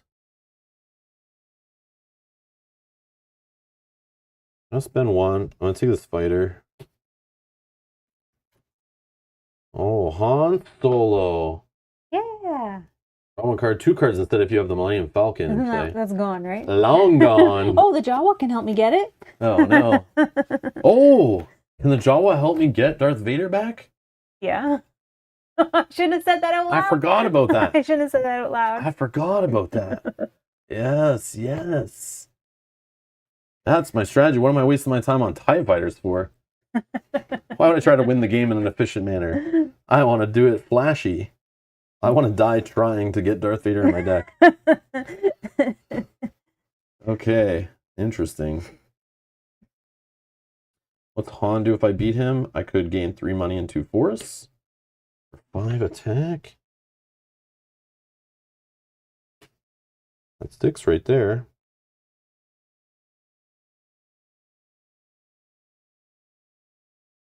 Yeah.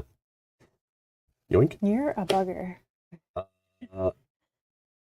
Oh, yeah, let's replace Lobot. When you play him, choose.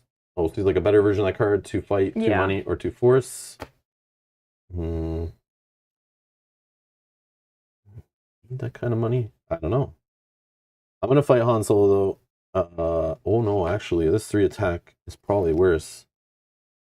But you'll be able to buy Han Solo, and that's worse. Because that's 3 attack a lot of times, probably. And annoying card draw. Yeah, I'm going to fight Han Solo. And that'll get me 2 force. Back to neutral. And 3 monies. And a new card to the row. The Jawa race. Yeah, You can get their big cards. I don't want you to have that, Jawa. But that'll increase my odds of getting this guy back.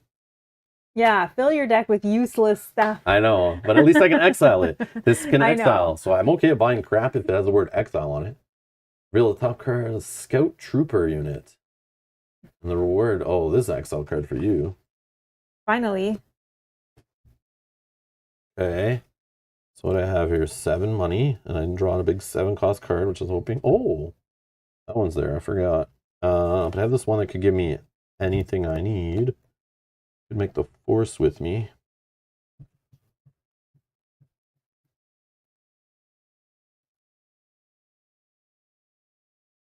Probably should not have wasted this guy. I should have probably just put this guy with him. With a 5 on Han Solo. Because this guy actually gets a buff. But the force fighting. Yeah, let's just say I did that. Sorry. I'm going to put that and do 5 that killed Han Solo. This guy gets a buff. So I have 3 extra damage. I didn't need to overcommit there. But I will, I guess, just attack for 3 there. And there was something else I feel. Oh, yeah, buying this for 7.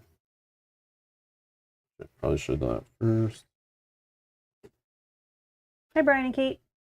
Yeah, here we go. Hey guys. Discard a card for your hand to draw a card.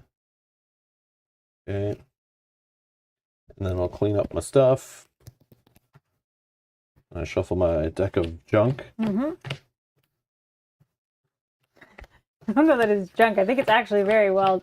No, very good. there's so There's much some crap. junk I've in only it, but exiled like 2 cards out of it. Yeah, only 1 for mine. Yeah, we're like not a lot of exile stuff's come up. There's this guy here which I wanted to get, but I feel like the other ones were better. But yeah, my deck is already, that's too many cards in it that I'd like to have in this game, but it's on stream. We're having fun. We're going to 4 bases, the long haul. I don't know. It's fine. You can play the game how you want. And as long as like you're kind of paying attention to how the score's going, it's like you have time to do stuff. But if the other opponent makes a better deck, get some good card draws together, then you're in trouble.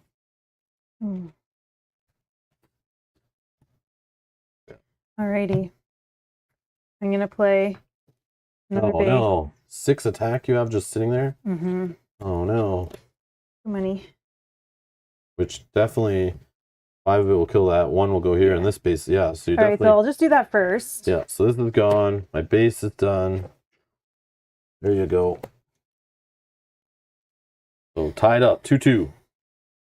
Okay, well, I think I will just use this guy to attack here, which will get rid of this guy and will gain me 3 force. 1, 2, 3. No! Please tell me you didn't have a lot of money this turn. No. Luke Skywalker. The force is with you. Destroy a capital ship your opponent has in play. Wow, 6 attack. Dirty. Dirty. That's what we even have. Oh, I remember what happened to Darth Vader. I'll get my revenge. that's fine.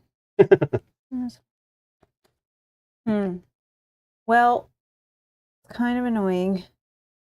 I can't do the ability, but I don't think I want you to have the card anyways. So I'll just fight here. Mm-hmm.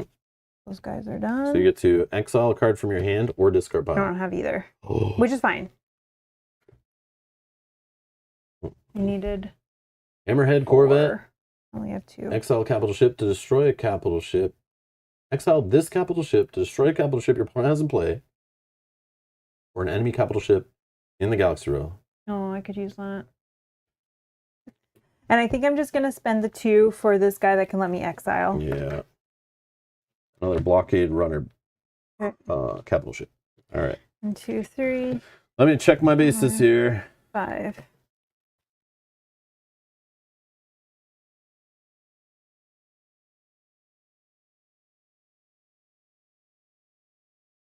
Yeah, we're going Death Star.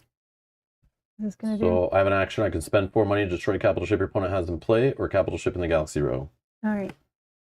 And it's got 16 health. And it will help Krennic if he shows up. Okay.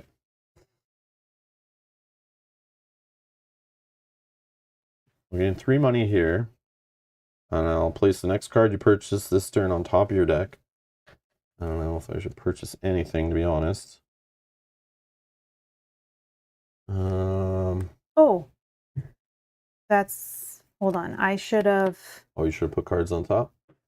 This guy that I bought should be on top of my deck. Okay. So I take this, I shuffle this, and I'll just draw 4. Because I drew 5 instead, right? But I would only draw 4, so I'm just shuffling it up. 1, 2, 3, 4. Fair? Yeah, whatever. Okay. Sorry, I forgot I had that. I'm like, I would, because I didn't think I was buying anything.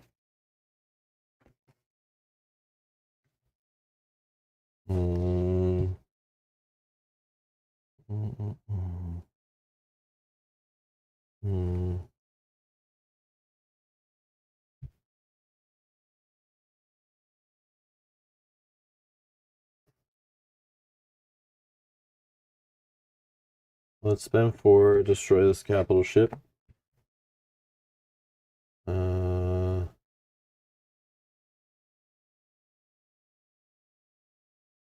gonna send 11 after Luke Skywalker. Mm-hmm. I'll gain 4. 1, 2, 3, 4. I'll gain 4 money. And when Boba Fett defeats a target in the galaxy row, I draw a card. And the replacement is a landing craft. You can choose to gain 4 money or repair 4 damage from your base. So like a more long-term defensive strategy. So transport traded. Okay. I don't think I like it, and I don't think I want it.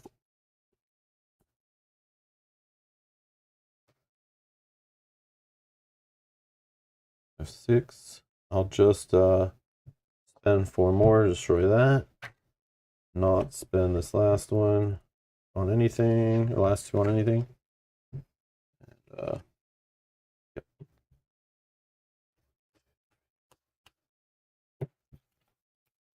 Go ahead. Alrighty. Use that guy first. I gain 2 force. And then I can exile this unit to exile a card from my hand or discard pile. Just take one from my discard pile. Just another shuttle. That exiles that guy.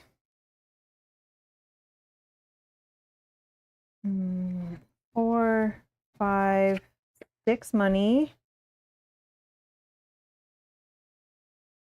6 money. And then 2 attack. I'm going to spend 4 on this, and it's the first card, so it goes on top of my deck. You wing. I got 2. This Rebel Trooper will just hit your base for 2. Can't do that. And then this 2, I'm not spending.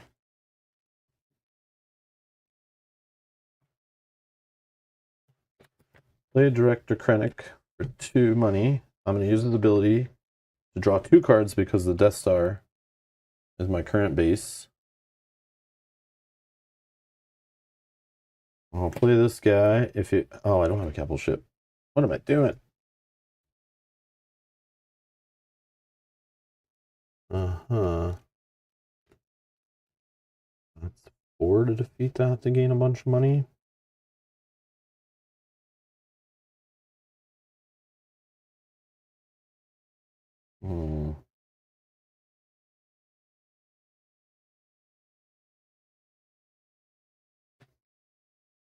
I have 4 attack here. Let's defeat this. Gaining 4 monies for the reward. Oh no, it's a Rebel Transport. Right Hope. Prepare 2 damage from your base or gain 1 money. Okay. 6 money.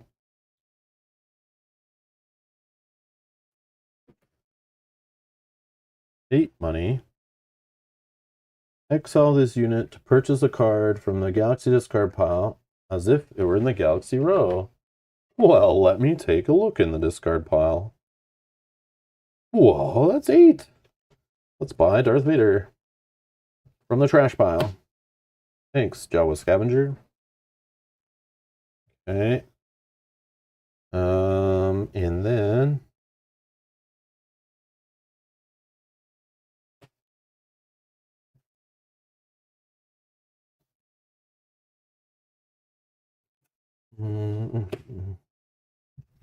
discard a card from the Galaxy row. I think I will do that and discard this. That's a spy. Another filthy spy. I have 7 attack left. Could buy something from the pile for 3. I don't know if anything in here works with one. Oh man, I only have like 2 of my cards in here. All this rebel stuff in here. What's that all about? Oh man. All right. So we're not going to exile him.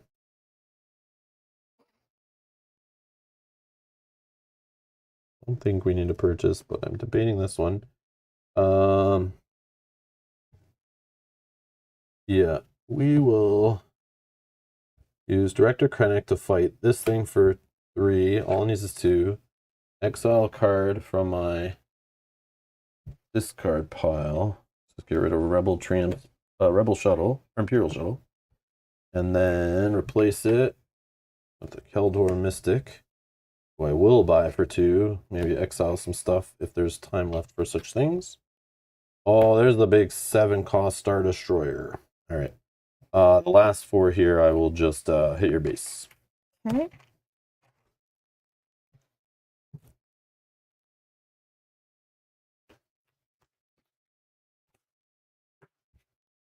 Alrighty.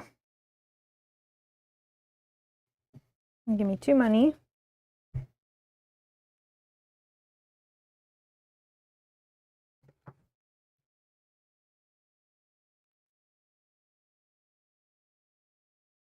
This guy will attack here, and this says this unit gets +2 while attacking a target in the Galaxy row, so I get 4 money. 4 money. Boom. Give me something big. You want big? Nothing bigger than Jabba the Hutt. Okay. Exile one card from your hand to draw one card. Oh, that's an amazing I think it's card. too late though, but yeah. I love stuff like this. I haven't seen this guy yet either. That's cool. All right. That'll give me 1 money. Mm-hmm. Just like pitching all the cards you don't want to just draw. Okay, let's That's cool. play One these a two. Okay, turn. so that's done. Technically, that's not one. Should put that like that. Draw one card. I'm gonna do Lando's ability. Draw one card. Mm-hmm. If the force is with you, your opponent discards one card from their hand. Oh no. Guess I'll discard this Imperial Shuttle, I think. Yeah. Okay. And then this one, if the force is with you, draw a card. You won money? No. These capital ships, get out of here. Is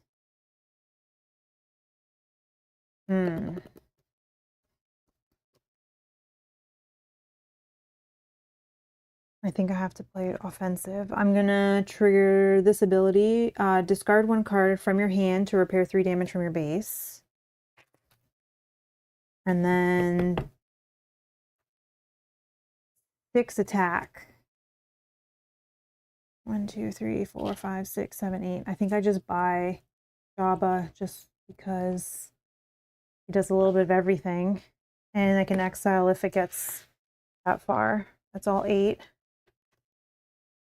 Ken Ersto. Look at your opponent's hand. If the force is with you, place one card from their hand on top of their deck. Oh no. I wish that was already out. I would have bought that instead. Oh, sorry. And this goes on top of my deck, not The first card you purchased? because that was the only card I purchased. Yeah. And these are discarded. 1, 2, 3. All right, go ahead. In more money from the blockade runner. That was sail barge will get me 3 more money. I'm going to use the ability, add a bounty hunter from your discard pile to your hand. I'll go grab Boba Fett.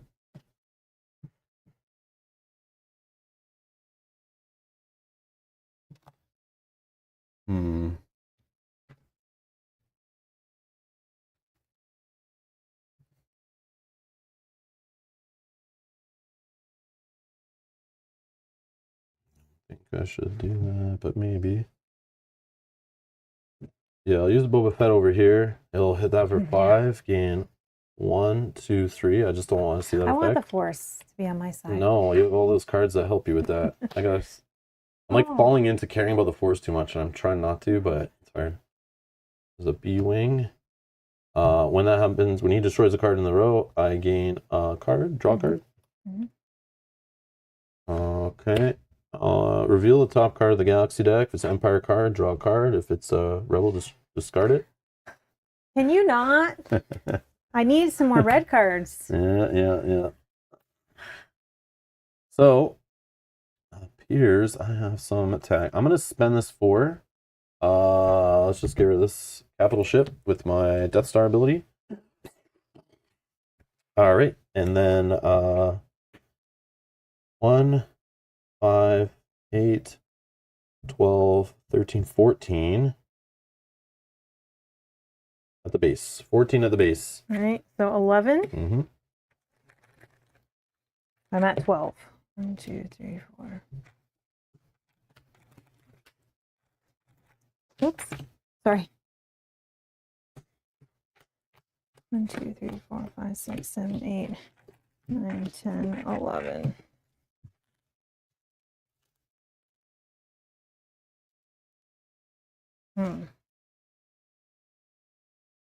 Well, I think we're still gonna do this. It's gonna give me 2 money, 2 force, 1, 2. This one I'll take a force. Exile 1 card from your hand to draw 1 card, 2 instead if the force is with you. 2 instead. So exile 2 to draw 2. It's exile 1, and I think it's to draw 2 cards. Oh, Yeah. so then I only exile 1, I think draw it's 2. only changing the I see. last card, because I think it would have to say this like... Oh, okay. So I took 1 back, but I draw 2 cards. Yeah, I would assume he's that good, being an 8-cost unit. Exile 1, draw 2 cards of the forces with you. Okay. It's like a lot has to happen there. That's what I took would that 1 think it back. means. Okay, 2 cards. It should. I wish it said in the brackets, like, if it meant exile and draw or one or the other, but So this one's already been used. This I'll one's let you already take the been better of used. it.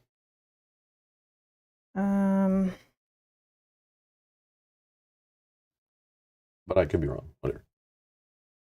3 money. One, 2, 3. 1 money. Did you get Jabba's Force? Yeah, you Yeah. did, right? Yeah. And then I needed that to get it back on my side. And then we'll do this. Okay. So then draw 1 card. If the force is with you, your opponent discards 1 card from their hand. At random or just choose? Doesn't say random, right? Doesn't say random. Okay. And that's that ability Real done. shuttle. Yeah, Sean, yeah, so you get the difference between it. Yeah, we could talk about it at the end still too, about how they're more different if you need any clarification. When we're done playing the game, we can chat a little bit at the end of the stream if you're here. But yes, I've heard that a lot. People wish FFG would just use the Star Wars license to make a co-op LCG like Arkham Horror or Lord of the Rings or Marvel Champions or Earthborn Rangers kind of thing. Yeah, a lot of people I've heard bring that up. That's funny.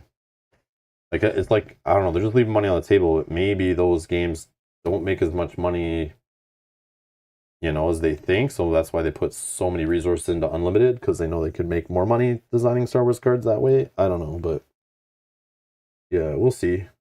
We'll see. If your opponent has a capital ship in play, draw a card. And then just 1 money. All right. 1, 2, 3, 4, 5. 5. This goes on top of my deck. You don't need to keep buying cards now, right? I know. Okay. Okay. And then I guess we're just gonna send it to the base here. Send it. 3, 4, 5, 6, 7, 8, 9, 10, 11, 12, 13. I don't think.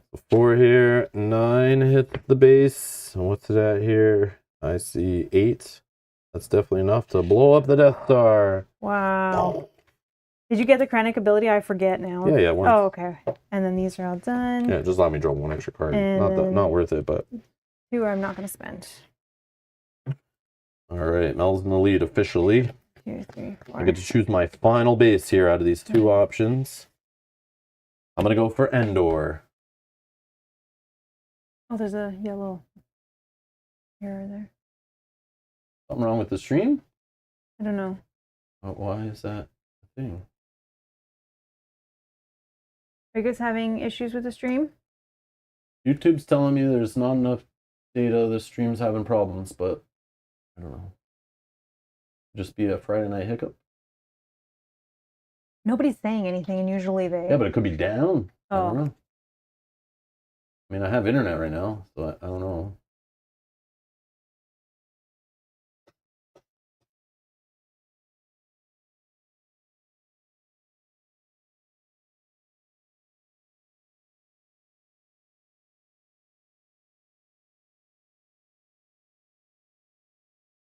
Oh, it says no data? It was lagging for about 4 minutes, but it's fine now. Oh, okay. It's still telling me it's got errors. That's crazy. That's definitely YouTube side. Yeah, yeah, we definitely have internet and it's fully working and fast. I don't know. Oh, it's all good now. Yeah, good. all YouTube, I think. Okay, sorry. Weird.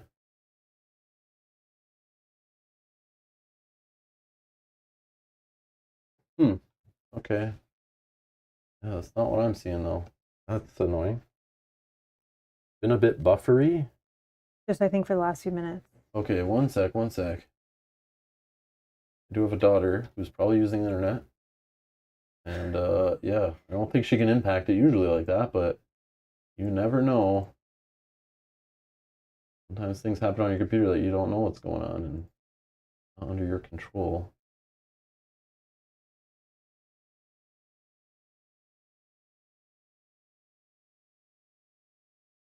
Nope. Could just be like that time, right, on a Friday for YouTube. But yeah, true. I don't know. Looks good on my end. Yeah, nothing. Gonna go. Okay, 1 sec.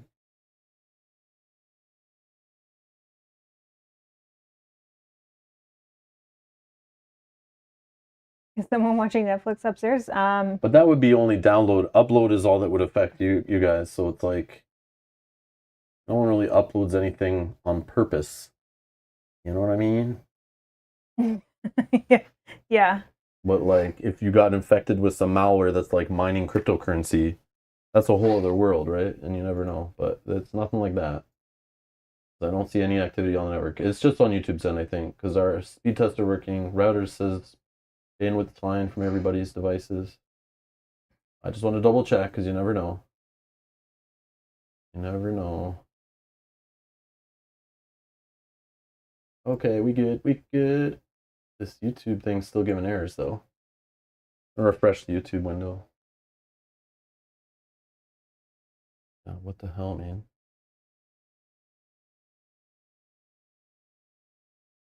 Yeah, YouTube sucks. Come on, man, really? Okay, note to self, never stream on Friday nights again? I don't know, that's weird. Video's fine, but audio's a little choppy. Oh, I feel like the buffer bar went away, or the ring went away.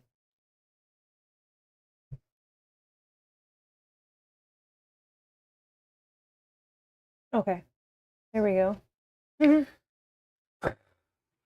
Should be good now on our end. All right, sorry. I'm picking Endor as my final base for the game. Well, it's my base. Each of your troopers and vehicle units gain an extra attack. Oh no. Hi, Max. Hello, Max. Thank you, Jamie. Okay. All right. Only have 4 cards because you. All right, let's throw an Imperial Carrier in front. Maybe some protection. Throw down 3 money. If you have a capital ship in play, draw a card. Rector Krennic. And 2 money. At this point.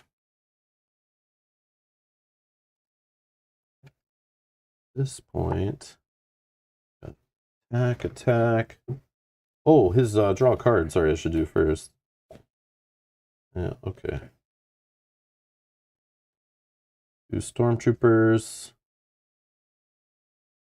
Do not have enough to purchase this ship. I would like to, but I know it's not happening. But that's okay. I'll put an attack here. So I'm going. Oh, your base is almost. How many away is it? 4.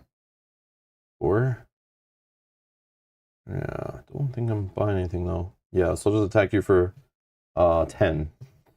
You got it. Plus more probably because this gives fighter units more, but oh yeah, I do have 1. Yeah, it's 11. 11 attack. Got your base. All right. This money, I'm not going to spend it. I'm 1 shy of this. I want that, but I don't want to buy another one. Going big or go home. All right. Oh, actually, I actually want to spend that 1 on a force. This one, yeah. I always forget that's an option. So you don't have the force yet, but I'm sure you'll get it. No. All right. What'd you pick? Yavin? Yavin 4? Yavin 4, Yavin. When your opponent discards a card from their hand, during your turn, deal 2 damage to their base. Oh no. 30. I wish I had the last hand. Yeah. Because I think it's every time, right? Yep. Yeah, okay. All right, well, let's start with that. 4 money. 1 more money. Let's play the B-Wing. Your opponent must choose. Either they discard 1 card from their hand, or this unit gets +2 attack. Okay. Oh, that happens? So yeah. Either way, it's 2. Yeah, it's exactly the same. Well, damage to my base. Oh, it'll go here. Mm-hmm. Or I'll just leave the attack, whatever. All right, so this is +2. All right, and the force is not with me. You're lucky. So I've already done that one. And I'm not doing that one. Okay, so this one's +2. So let's just attack for 7, 8, 9, 10, 10. Oh, sorry, 13. 5 there. And that leaves 8 left. Mm-hmm. Halfway on my base. And then 1, 2, 3, 4, 5. Just get this, just in case I need a little more defense for 4. 1, 2, 3, 4. And Nebulon B Frigate. Pair 3 damage for base or gain 3 money.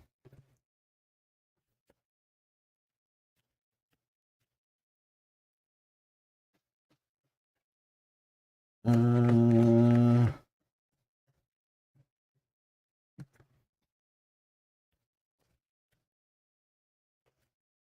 gonna discard a card from the Galaxy row. Let's discard this one.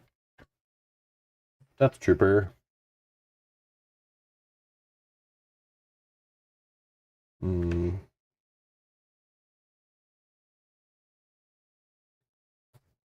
Force. Oh, while the Force is with you, Darth Vader gains +4 attack. Whoa, look at that. I didn't have any way to move it last turn. 2 money. And then 2 more attack. Trooper and vehicles. Just one vehicle gets +1. So 5 plus 6 is 11. Plus 4 more is 15. 16, 17. Okay, so 6. 17 damage. And then 11 goes here.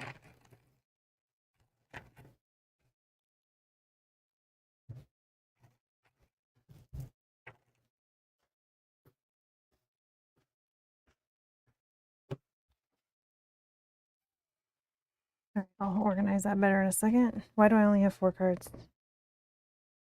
You didn't make me discard, did you?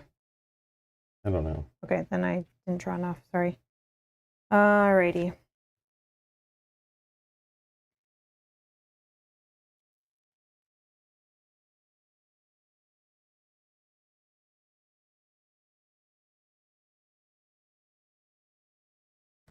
Two money. I think we do 7 to the base. Doesn't matter. Oh, wow. 1 shy of winning? Yeah, Really? I think so. And you got anything to let me draw? 7. Yeah, 3, 4. Because this I only gets +2 when he's attacking here. Yeah. All right. Oh my god. There's 8. And then this 2 I'm not gonna do 1 anything. shy, really? How much do you have left on your base? I think I've. I can't tell with that. I know. mess of I was purple gonna. cubes. I was gonna do it when it's your turn. That's 5. I have 11, so I have 5. 5 remaining and 6 blocking, so Yeah. 11 damage. I don't think it's happening. I think you might have this. Okay. Yeah, let's have a big juicy boy. 6. I'm gonna add a trooper from your discard pile to your hand. I feel like I've seen that 4 attacking one. Nope. I'll just add a regular boring old guy.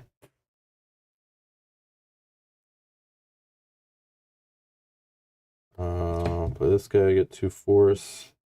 I'll exile this unit to exile 1 card from your hand or discard pile. I'll just get rid of Imperial Shuttle. Yep. 3 money. Oh yeah, troopers get extra attack. So do vehicles. Oh, I forgot about that. This next card you buy on top of your deck. Transport. Jawa Scavenger. Else doesn't matter. I'm going to exile this guy as I don't want my deck. Purchase something. Let's just purchase this Nebulon frigate thingy. It goes on the top of my deck. Mm-hmm. Yeah, it's going to be too late. This goes back here. Okay, so here I only generated 3 plus 7 is 10. Okay. So I think 1 shy, 6. just like you were. And That's then so 4. rough. Yeah. So 1, 2, rough. 4. Yep. 1 shy. It's 15. Hopefully you drew 0 attack and I'm good. Boom, you win. But I had all attack, GG. actually.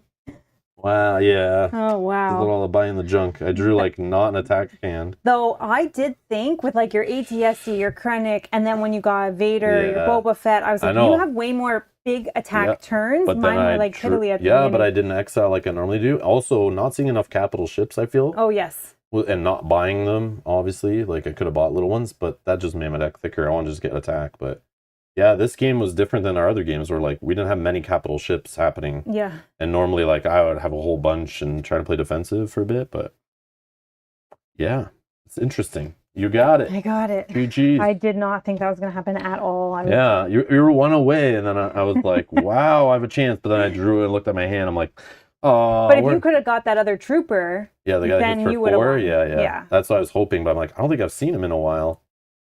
Yeah. Whoopsie. We did it. I'm Yeah, surprised. and I had no. Oh, you know what I could have done? I could have won because I could have bought this guy. Yeah, I could have won. He goes to my discard pile.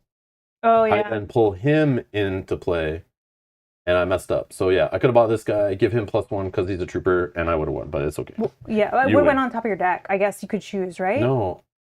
Yeah, I wouldn't Oh, trigger yeah, that ability, yeah. you know, like Yeah. put him in my discard pile. I didn't even look at the row. I was like, I just Ooh. want this, but yeah, I ignored this. Yeah, my misplay. Big misplay on my part. But yeah, I could have won there, but it's okay. Yeah. Yep. Boom. Fighter. Okay, that is Star Wars the deck building game. And that's playing with the 4-planet win condition. Again, learning you play with 3. If you want to make it a faster game, you play with 2. And if you want to play the length that is the longest, you play 5.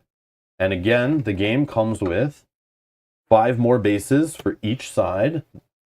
And once you know what you're doing, you can actually like secretly build your 5 cards in advance and then have like your own little custom deck. So that adds tons of replayability. And then timing when to use each one. Changing the length of the game. We probably only drew 60% of the deck. And we played long. Like we bought cards. We weren't playing efficient. We weren't like only buying the cards that matter. We were buying whatever the hell we wanted when we wanted, which even made the game longer. So we saw more cards maybe. But yeah, there's a ton of cards we did not draw into. We got like IG-88 in there. Like lots of stuff. That we didn't even draw into. Lots of duplicates though, but we didn't see Tarkin. Lots of cards that we could see, and you see every time. This adds to replayability, as any kind of giant deck of cards in a game will, just when you're only drawing so many in a game, and that makes different strategies happen too. I don't know what else to say about that. That's the game. That's Star Wars the deck building game. Couple things we need to talk about before we go is our thoughts on it. Comparing it to Star Realms, I want to read out what Michael was saying before to answer that question, because I'm sure some people want to know. Michael puts together, says, Star Wars has 3 different factions. Attack or buy cards in the center row. Force advantage track affects some cards. So this force track over here is the thing. Customizable set of bases you can select to defend, okay? Star Realms, so if we're just doing, I would just compare core set to core set, right? Mm-hmm. But you could compare Star Realms if you're to buy, like they have the newer core sets that have like enough for 4 players in the box. This has a 2v2 variant in there, but I didn't even read what that does. I don't know how that game works, but you can technically, I think, play 4 players. It just says 2 players on the side.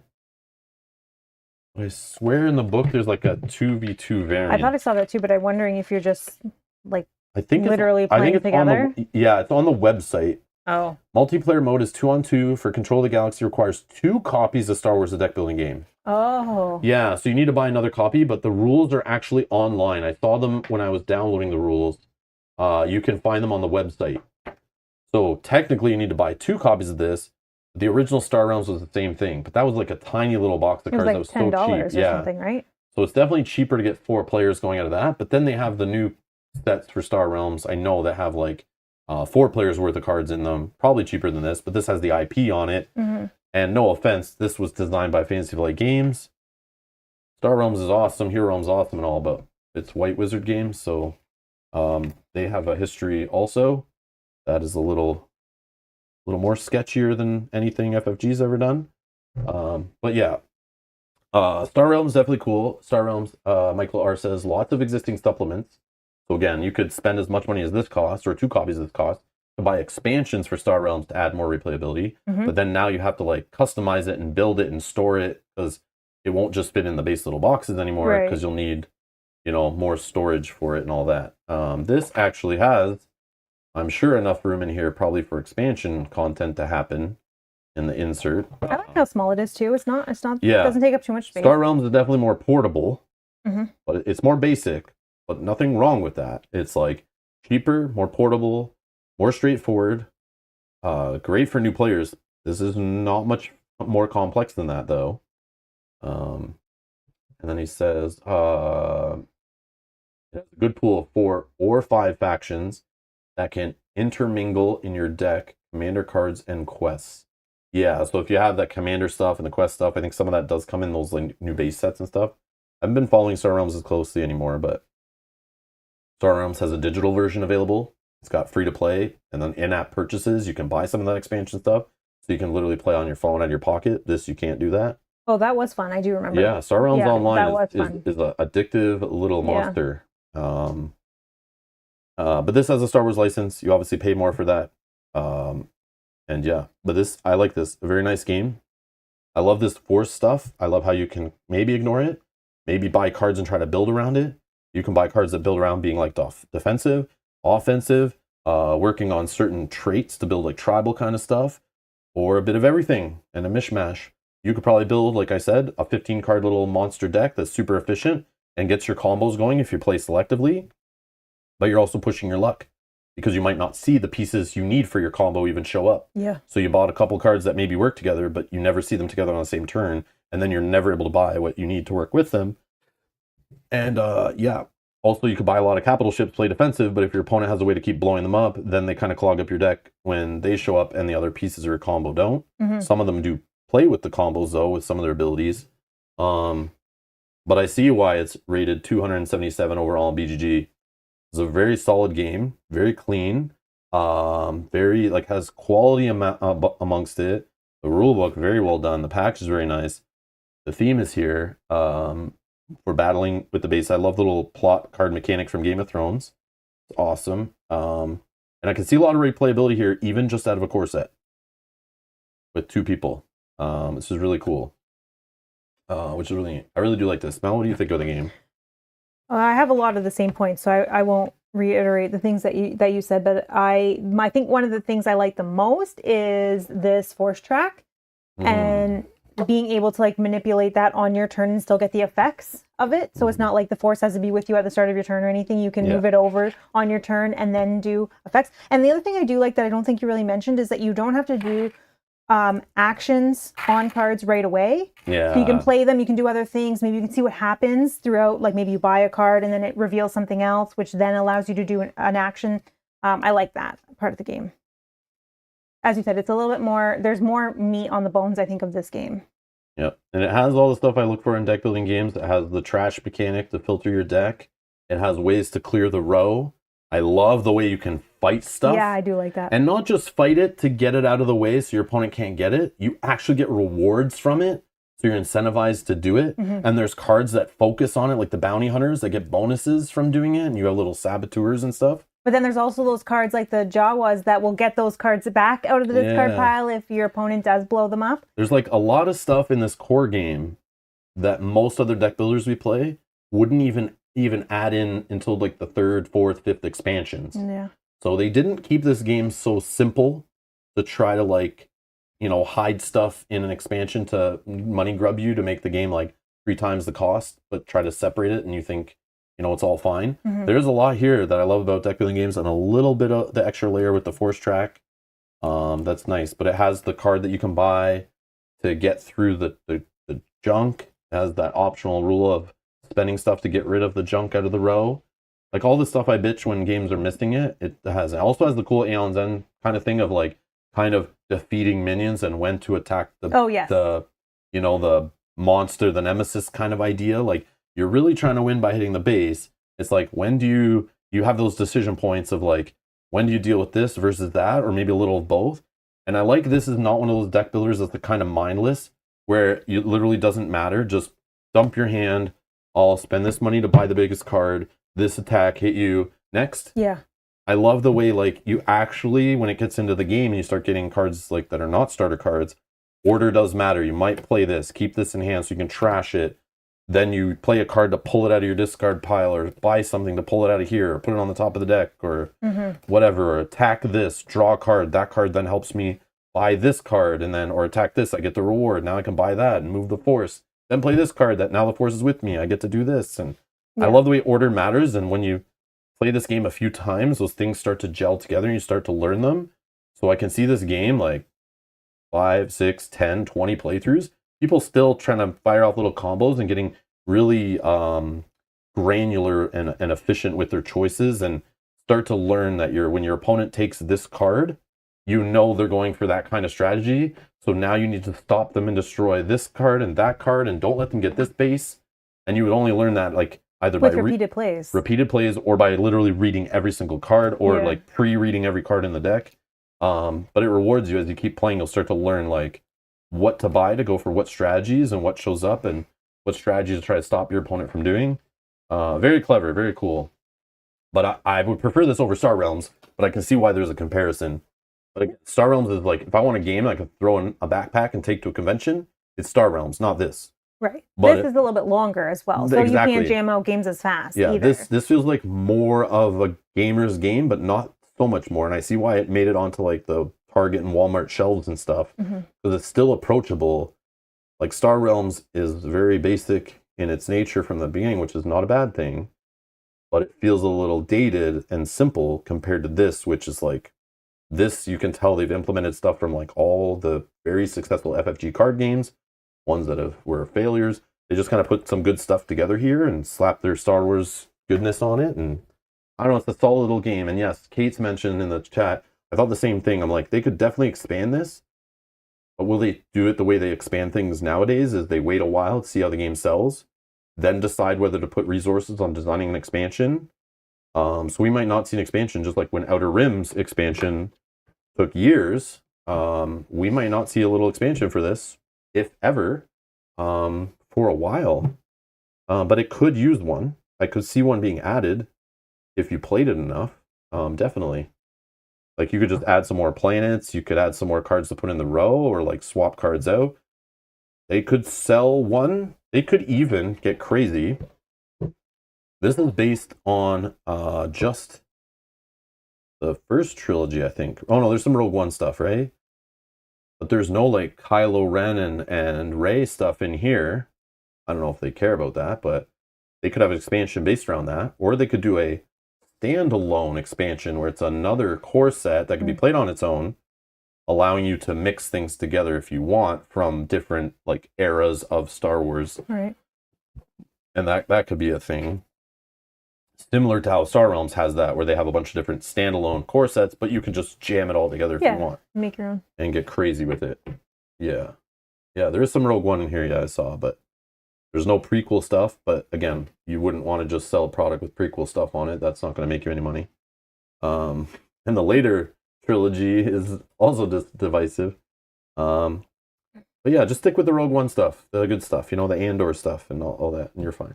Or the Mandalorian. They could do a Mandalorian. Oh yeah, I would buy a Mandalorian. Yeah, some Mandalorian, some Grogu, Ashoka stuff. I don't know, Rebels maybe. I don't know, maybe that stuff would be okay. I'm not sure, but who knows? So Michael has a point, which I'll get to in 1 second, because it kind of correlates to what you were saying. So you were saying one of the fun things about this game is knowing when to attack minions in the base, kind of like Aeon Zen kind of idea. And I think that was one of the things I did differently in this game than in previous games.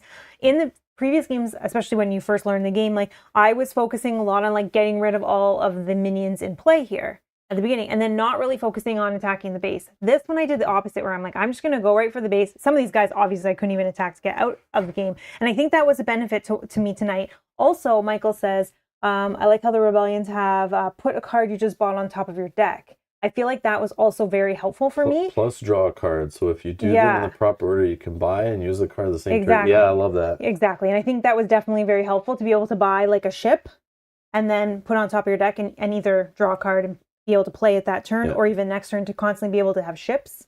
And that was why one time you were like, you don't always have to buy cards. And I was like, I know, but this card I'm putting on Yeah, I top, which see. then I'm I going see, I to, see. yeah. So, But yeah, it lends that kind of play leads to crazy combos that Yeah. you can make as you learn and replay the game a bunch. You'll start to learn these like little combos that can be done, Mhm. and it always feels so rewarding when you do that stuff in deck building games. yeah. Jackal says, after tonight's weekly play, I've decided Star Wars Unlimited sucks. I suck, and the game is garbage. I'm sure you don't suck. You just had a bad day. That's what happens when you bring Thrawn Control, you dummy. Is that what you're playing? Or the one that you posted? No, but he played that one. You said you played Oh, that did one he already? that one night. Oh yeah, maybe. What'd you play? What deck did Yeah. you play, Jacko? That's funny. Don't give up on the game yet, please. I need you to still want to play for when we're buying event tickets in May for Gen Con. So then you buy some of those events, and instead of just going to an event like Lorcana where we're sitting beside each other separately playing demos, I want to be involved where we're in the same draft or field tournament or something. You better sign up for that song if you're going to Gen Con this year. You better do that. He is going to. Oh, okay, I can't keep track of who's going, who's not going. I'm keeping track. I try. I'm trying. But thank you, Francisco, if I'm saying that right. Thank you for subscribing. Oh yeah, see, the Thrawn the other night worked, but not tonight. They're adapting to your deck. Yeah, they're like, hey, They're like, we got the you guys see counter. that a-hole that wouldn't let us play any units and do anything on our turn and then just crushed us like after we sat there for 30 minutes, not getting to do anything in the game that's fun, and then he just crushed us with big ships. Yeah, let's all get together for a practice session before the next play night, and we'll crush his face so he never brings that deck, or maybe even never shows up again. You were that guy. You don't bring control decks to the weekly night, unless you want to be that guy. Oh, Michael says, I think there's a Star Wars game for ages 6 to 12, Jacko. Maybe try that. This one? Is that this one? I don't know. Are you making fun of us too? Which is totally fine. This just says 12 and up. Oh, okay. So it's not this game. Not this one. But this says only 12 and up because they didn't want to pay for the child toy safety testing. But I think you could play it with a little younger, but yeah, 12 is probably good. Yeah, it's understanding like the comboing and stuff like that. Mm-hmm. So obviously compared to Star Wars Unlimited, they're both fantasy flight games. They both have IPs on them, but they're both completely different categories. One's a trading card game where you're like buying booster packs or pre-built decks online or buying singles from your local shop or booster boxes or playing limited events and playing drafts and seals to build a collection and make customized decks and show up to events or play casually. Yes, they could make tournaments of this. They probably already have tournaments of this. I could see, but nothing that like widespread and serious. There's going to be no secondary market involved with this game. This is just a standalone contained board game. Mm-hmm. That's what this is, where deck building is part of the game. And there are many games that do this. Many games that do this. Other ones we like. Harry Potter, the deck building game, Aeon's End, Clank, Star Realms, Hero Realms, Thunderstone. I don't even know. There's probably you could check out our New Year's Day, Lord of the Rings, the movie trilogy of deck building games that are no longer in print for reasons. I love deck building games. Yeah, me too. As you're saying them, I'm like, I love that game. Love that game. Because it's just fun. Again, like I said, like the reason why I love like role playing kind of theme board games, campaign games, all that stuff, where you build a character and you watch them go from nothing to like fun and exciting by the end of the game, feeling very powerful. Yeah. That's what this has. You have a crappy little deck. Eventually, by the end, if you did it right, you're blowing up big things, buying big cards, doing crazy combos. It's really fun to watch that progression. Where you look across your opponent, see a 16 cost base. At the start of the game, the most attack you have in your deck is like 4 or 5. Yeah. It's like, wow, this game's going to take forever. But then by the end, you're like, boom, I'm doing 15 damage in a turn, no problem. Which is cool. That was crazy too, to both times be one shy. Yeah. Wow. That was insane. That was insane. Well, yes. I truly wasn't one shy, for the record. I mean, it had all enough matters there. who actually won, yeah, right? Yeah, I messed up. Yeah. It was there in front of me. I let it slip away. That's funny. But I'll never let it down. I'll I'll download the stream and re-edit it where like somehow or it's gonna be lost. All of a sudden they're gonna be like, "Where's that Star Wars deck Yeah. building game stream The go. stream just cuts for a second, and it comes to Rob just sitting here, like, playing by himself, and he just wins. And then it goes back to us talking. Wait, what happened there? Max asks, have you guys ever played Moonrakers? No. No. I don't know what that is, but Max says it's his favorite deck builder. Oh, No. no. I don't know what that one is. Yeah, what's your guys' favorite deck builder? Leave in the comments if you're watching later, but in the chat if you're watching. Throw it out there. I want to see a list of deck builders. There's probably ones that we played that I'm forgetting. Of course there are. Oh, Kate says, I've heard there's going to be an Avatar Last Airbender deck builder following the Harry Potter Hogwarts battle one. So, like, with the boxes and stuff? Is that... Like, I'm sure they'll just repackage it. Didn't they repackage it to the Toy Story license? Yeah, that's fine. I'll play it. They'll repackage it to the... You know, you like Avatar The Last Airbender? It's like anime stuff. I've never seen it. No, but I like deck builders, and especially ones that have hidden stuff in them. Nope. Yeah, that's cool to know, Kate, but I'm not interested in IP right now, so I don't care. John M says, Aeon's End by a mile. Okay. Well, that's one of There my is tops. something to be said, though. Aeon's End doesn't hit my table really anymore because I own too much of it, and they keep doing more of it, and I'm not spending a dime on it. But the fact to get out Aeon's End right now and play it, and like even randomizing it or picking what I want in my market is effort that I don't have to spend by playing something like Star Realms or this, or even Clank. There's something to be said about like the setup and teardown of a deck builder once you buy a bunch of expansions, like Marvel Legendary is another one. It's just too much. I like this. It's just contained in the box. We're going to put this deck back in its nice little holder here, you know? And it's like, boom, it's put away. I put Rebel here, Imperial here, throw some tokens in here, and it's good to go. Like, I can have this set up in 2 minutes and put away in 2 minutes. I like that. I know in the long run, Aeon's End with $400 worth of expansions, yes, might have more replayability and variability, but do you ever need to play a game that much? Like this game, I won't play that much where I'll care. Like, even if I pulled this out a few times a year, that's kind of maybe more than most games get pulled out if you think about it, depending on how big your collection is and how often you play and stuff. But for the cost, how much replayability you need, right? And then it's like, I don't know. But I do love Aeon's End, though. I love it. It's my favorite mechanically. My favorite deck builder still. But again, sometimes I just love deck building so much. Give me 6 deck builders with all different themes, different little mechanics put into them. Give me some board games with deck building as like a side mechanic, like Lost Ruins of Arnak, Dune Imperium. Yeah, there's so many. So many. I just love that mechanic. It's cool. There's more I can't even think of. But yeah.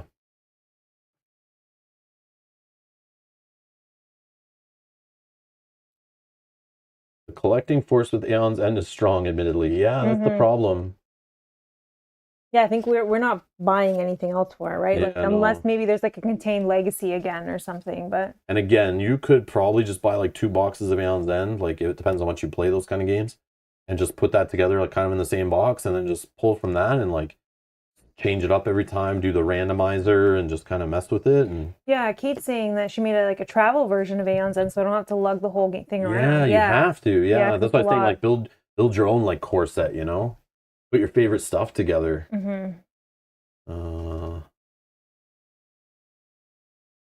No, Daniel, I did not. Oh, Michael R says most of my deck builders need to be 3 or more players. Oh, Okay, okay. that makes sense. I loved when Star Realms we first got that. We were playing it like 4 player. Oh yeah, a bunch of times. We did like little tournaments with it and stuff. Yeah, it was fun. it was fun. Yeah, it's so easy. Like just 2 little boxes of cards, and like we were playing for hours and like many days worth of And it. people loved it. Yeah, it's loved it. Yeah, it was a lot of fun. But yeah. So I addressed the Star Wars Unlimited, I think, right? The difference between this and Star Wars Limited. Yep. This versus Star Realms has been covered. Is there anything else people need to know during the stream that we would talk about at the end? I don't think so, because we talked about what we thought about the game. Yeah, we talked about the game. I think we demoed the game fine. Yeah. I don't care if you buy it. I don't care if you think this sucks or you like it. As long as you got something out of this video, like, or stream, like entertainment or a good time or some information to help you decide whether the game's for you or not, or Let us know if you got anything out of this. let us know. But other than that, I had fun. I had a fun Friday night Did gaming you? with Mel. Yeah. Nice. Okay. I had fun with the chat, you know. But yeah, stay tuned. Tomorrow we're gonna play some Earthborn Rangers. So tune into that. We'll be back in a few hours with that.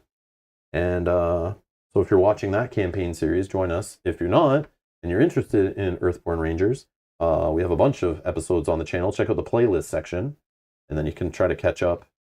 It'll take you a while though. I think we're on episode like 20, right? Yeah, but I'm looking forward to putting that game back on the table and playing some co-op. And then, yeah, we'll definitely play some more Star Wars Unlimited, probably in the coming week or weeks, for sure.